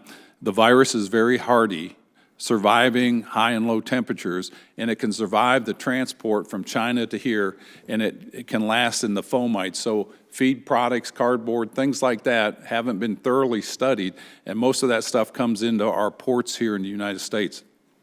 The beagles are a good tool, but I don't think they're scientifically as accurate as we need. I mean, I'll take them now every day. But I think what I'd like to ask you is, do you feel that the USDA has enough funding for resources and technology to bolster increased inspection? Because we know how little the containers are inspected. Yeah, it's a needle in a haystack issue. It is. It's very kind of anxious in that regard. We do have a good working relationship with the Customs and Border Patrol. I've gone to borders and witnessed that. Obviously, you all have authorized recently some more inspectors at the border. The problem is there ever enough? What is safe in that regard, and how do you determine that? That's a real challenge, but we're trying to do our best to determine what the risk is versus what the need is. We know what the percentage is being inspected and what the percentage is not. I don't want to bring that out right now, but I think that's something we all need to, look at bolstering. And lastly, the USMCA was passed. All nations need trade, but it needs to be fair trade. And as you know, my state of Florida, our vegetable producers have been crushed by the competition, primarily from Mexico, seasonality, or the seasonally competitive crops. My ask is, as we move forward, that close monitoring of the labor standards, environmental standards, subsidies coming from the Mexican government, and a rapid and quick response from this administration, USDA, USTR, that they respond rapidly. We've just seen inverse of the production of blueberries, squash, green peppers, any row crop. It's a complete reversal from 5 to 10 years ago. And we're not playing on a level playing field. And I sure hope that we can have some fixes for our producers. And just one last comment on the labor. We're either going to import our labor or we're going to import our food. And we need to make sure that our policies are in place so that we can protect our farmers. And I yield back and thank you for what you do. Thank you, Mr. Yoho. Just to let you know, Mr. Secretary, votes have been called, but it looks like we have 2 more members. We're just going to get through those 2 real quick, if that's okay. Thank you. I recognize the gentlewoman from Iowa, Ms. Axney. Thank you, Chairman and Ranking Member Conway, and thank you, Secretary, for your Thank you, ma'am. It's good to see you. As you know, I represent the southwest corner of the state of Iowa, and our rural towns are the backbone of agriculture in our state. A lot of our rural economy depends, of course, on how corn and soybean farmers are doing, and these folks have had a tough few years over the last few years to devastating weather, demand destruction caused by the abuse of the small refinery exemptions and the EPA, and of course the administration allowed this to happen, and the uncertainty of a long trade war. These issues have absolutely hurt Iowa very hard. Iowa farmers hold the highest level of debt in the nation. 44% say they're struggling to cover bills, and farm bankruptcy in the state is at a 10-year high. With all these issues and the fact that a majority of Iowans are small or mid-sized farms, I was particularly disturbed when you suggested last fall that smaller farms aren't going to survive. As a matter of fact, you put it, in America, the big get bigger and the small go out. I think it's your job to keep that from happening. And we're here today to discuss the state of the rural economy, and with things as grim as they are, it's really discouraging for my constituents to hear from the Secretary of Agriculture that their best option may just be to sell their family farm. The last thing our folks need is additional stress and uncertainty. So I'm hoping that your testimony today will provide some reassurance to my constituents. And I'm very glad that we got USMCA signed into law, and I'm thankful for your announcement of the Higher Blends Infrastructure Incentive Program, as well as the department's work on the China Phase 1 agreement. However, a lot of my folks have questions about whether the Chinese commitment for ag purchases is realistic. Iowa farmers are on the front line of this trade war and have taken a lot of the hit for this. It's imperative that the agreement results in gains for Iowans. Last month, USDA's own chief economist estimated that exports to China would only be $14 billion at the end of the third quarter, which is a heck of a long way from the $36.5 billion goal for 2020 that was agreed to. So my question, Secretary, is do you expect that China will be able to meet its commitments, and what commodities do you expect to benefit the most under the Phase 1 agreement? Oh, we are expecting China to live their agreement. The underlying, under-the-radar technical issues are being worked on fairly expeditiously. I think that leads to their ability to accomplish those hardline goals, but we're going to trust but verify as we go along. And looking on a week-by-week, month-by-month basis of where they are in that regard. There are unilaterally enforcement mechanisms to enforce that commitment and money and things they've agreed to. So we do. We think the Usda report that you mentioned was stated in the preamble that it did not include the Phase 1 agreement in that effort. So the export numbers that you talked about, we expect will grow. Okay, great. And which commodities do you expect should receive the most benefit? Well, I think all commodities. When the non-public part of the agreement and the $40 to $50 billion of U.S. ag exports were not identified by sector purposely because the Chinese wanted the ability to come into the marketplace as fair buyers in that regard. So we think all sectors are really a huge majority of that, of the agricultural sector will benefit.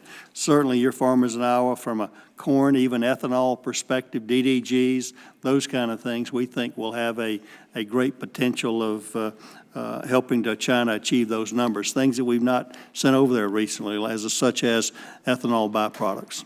Okay, good. So I'm glad to hear you say DDGs, so I appreciate that. I'd like, if you can give us any follow-up on, as we move down the road, what we can expect to see for ethanol and DDG, I'd be really These tracking documents will be public for to be seen as how we're doing on those issues. Okay. Moving on, I just wanted to ask you real quick here as well. How is the USDA estimating potential purchases in the commodity market forecast reports, and how are you making sure you aren't adding to the volatility in the commodity market? Our NASS reports you're referring to? Mm-hmm. This consistent protocol we mentioned earlier when you were out, that the disturbing report that came about in the summer was because it was out of line. The NASS report was out of line with market expectations because of the wet spring and prevented plantings. As it turned out, Ms. Axney, the NASS was right and the market was wrong. It created a huge drop in price because the markets and all the traders and estimators thought there was going to be less corn than there was. NASDAQ had a much more, farmers thought it was a conspiracy to drop down prices, but at the end of the year, the NASS report was much more consistent with where the production was than the other people in the private sector. Okay, thank you so much. Okay. And I wish you knew me better. Maybe we can get to know better. You'll know that nobody fights harder for American farmers. And I think the quote you took out of context, I'd love the opportunity to talk to you about that. Well, I would appreciate that. It is what you said. If you want to set up a time so we can get to know each other better, I'd really be grateful for that. It is what it was quoted, but I think we can all be clipped and in a way that is not accurate. Thank you, Mr. Secretary. Thank you. I recognize a gentlelady from Arizona for 5 minutes. Thank you, Mr. Chairman. Thank you, Mr. Secretary, for being here. Thank you for your patience. Yes, contrary to the popular belief that Arizona is all desert, we have some beautiful, beautiful forests. And we're coming up on our wildfire season. And so I want to just ask you quickly, we've seen an increase in temperatures, a decrease in moisture, and this has caused a rise in wildfires, and I'm sure you're well aware of that. So I'm going to get briefly to my question, which has to do with the wildfire funding fix. How will that fix help you better manage suppression efforts, and how do you expect the funds will impact other aspects of Forest Service work? Good. Two ways. The fire funding fix allows us to take the appropriations that you give for forest management and do active forest management. That's the prevention phase of that. Then the other part of is that we can treat forest fires like we do other disasters and spend the money expecting that to be replenished in that way at that level. So it's really a bifurcation. But the most important thing is do the active forest management to prevent the forest fires. We'd much rather prevent them than suppress them. Yeah, absolutely. We've seen some money going into thinning the forest. Yes. Picking up the shrub, and that certainly helps us manage better. So because they've called votes, I'm going to yield back the balance of my time. But again, thank you very much for being here. Thank you. Thank you, Mr. Secretary. Before we adjourn, I invite Ranking Member to make any closing remarks he may have. Well, a couple things. First off, Mr. Secretary, thank you again for the great job your team does. Great leadership from you, but executed by an awful lot of good folks over there. I also want to thank Bill Northey and Richard Fordyce and Kevin Norton for coming over yesterday and spending a long time with the full committee going over all these staffing issues, hiring challenges, all the things that you've been harassed about this morning. They're doing a terrific job, professional job of addressing that. They understand the problems associated with the moves to Kansas City, all the things that are going on. So thank you for their good work. I also want to quickly comment on the SNAP changes you're making. Throughout the Farm Bill negotiation with my colleagues in the Senate, they assured me over and over and over again, ad nauseum, that you had all the authority that you needed to do what you're doing with respect to the ABOD rule and broad-based categorical eligibility, and that we did not need to include it in the House-passed version, did not need to be included in the conference report. My colleagues on this, Mr. McGovern is particularly passionate about this issue, but passion doesn't necessarily create good policy. And good policy is that the rules in place from the 95 Act have said able-bodied adults under the age of 50 with no dependents should work or train to work 20 hours a week in order to stay on food stamps on an extended basis. And you have the authority to waive that particular rule in places where it makes sense, in the rural areas or where there are no jobs. All of the folks that Mr. McGovern talked about have an ability to be waived. The rule also provides a 12% exemption for every state to exempt 12% of their ABOD population all the time. And so there's plenty of flexibility to address all those folks. And again, passion doesn't make good policy. Your changes to the rules does make good policy. I wish we could have gotten them into the law that you're now operating under. Again, thank you and your team especially for all the hard work they do, and I yield back. Thank you, Mr. Conaway. Mr. Secretary, once again, I really, truly appreciate every time you come to this committee and demonstrate your thoughtful and your knowledgeable answers to all of us here. It really means a lot to all of us on this committee. So on behalf of Chairman Peterson, thank you very much. I also want to say thank you for the accessibility, not just of you, but your staff, and how well that we've been able to work with them and how often they come up here and talk to us. So thank you very much.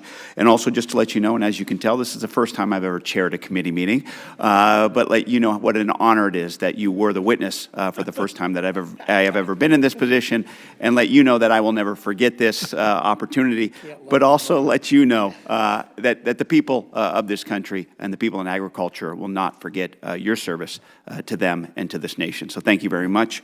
And at this time, under the rules of the committee, the record of today's hearing will remain open for 10 calendar days to receive additional material and supplementary written responses from the witness to any question posed by a member. This hearing of the Committee on Agriculture is adjourned. Chairman Panetta, that has a good sound to it, right?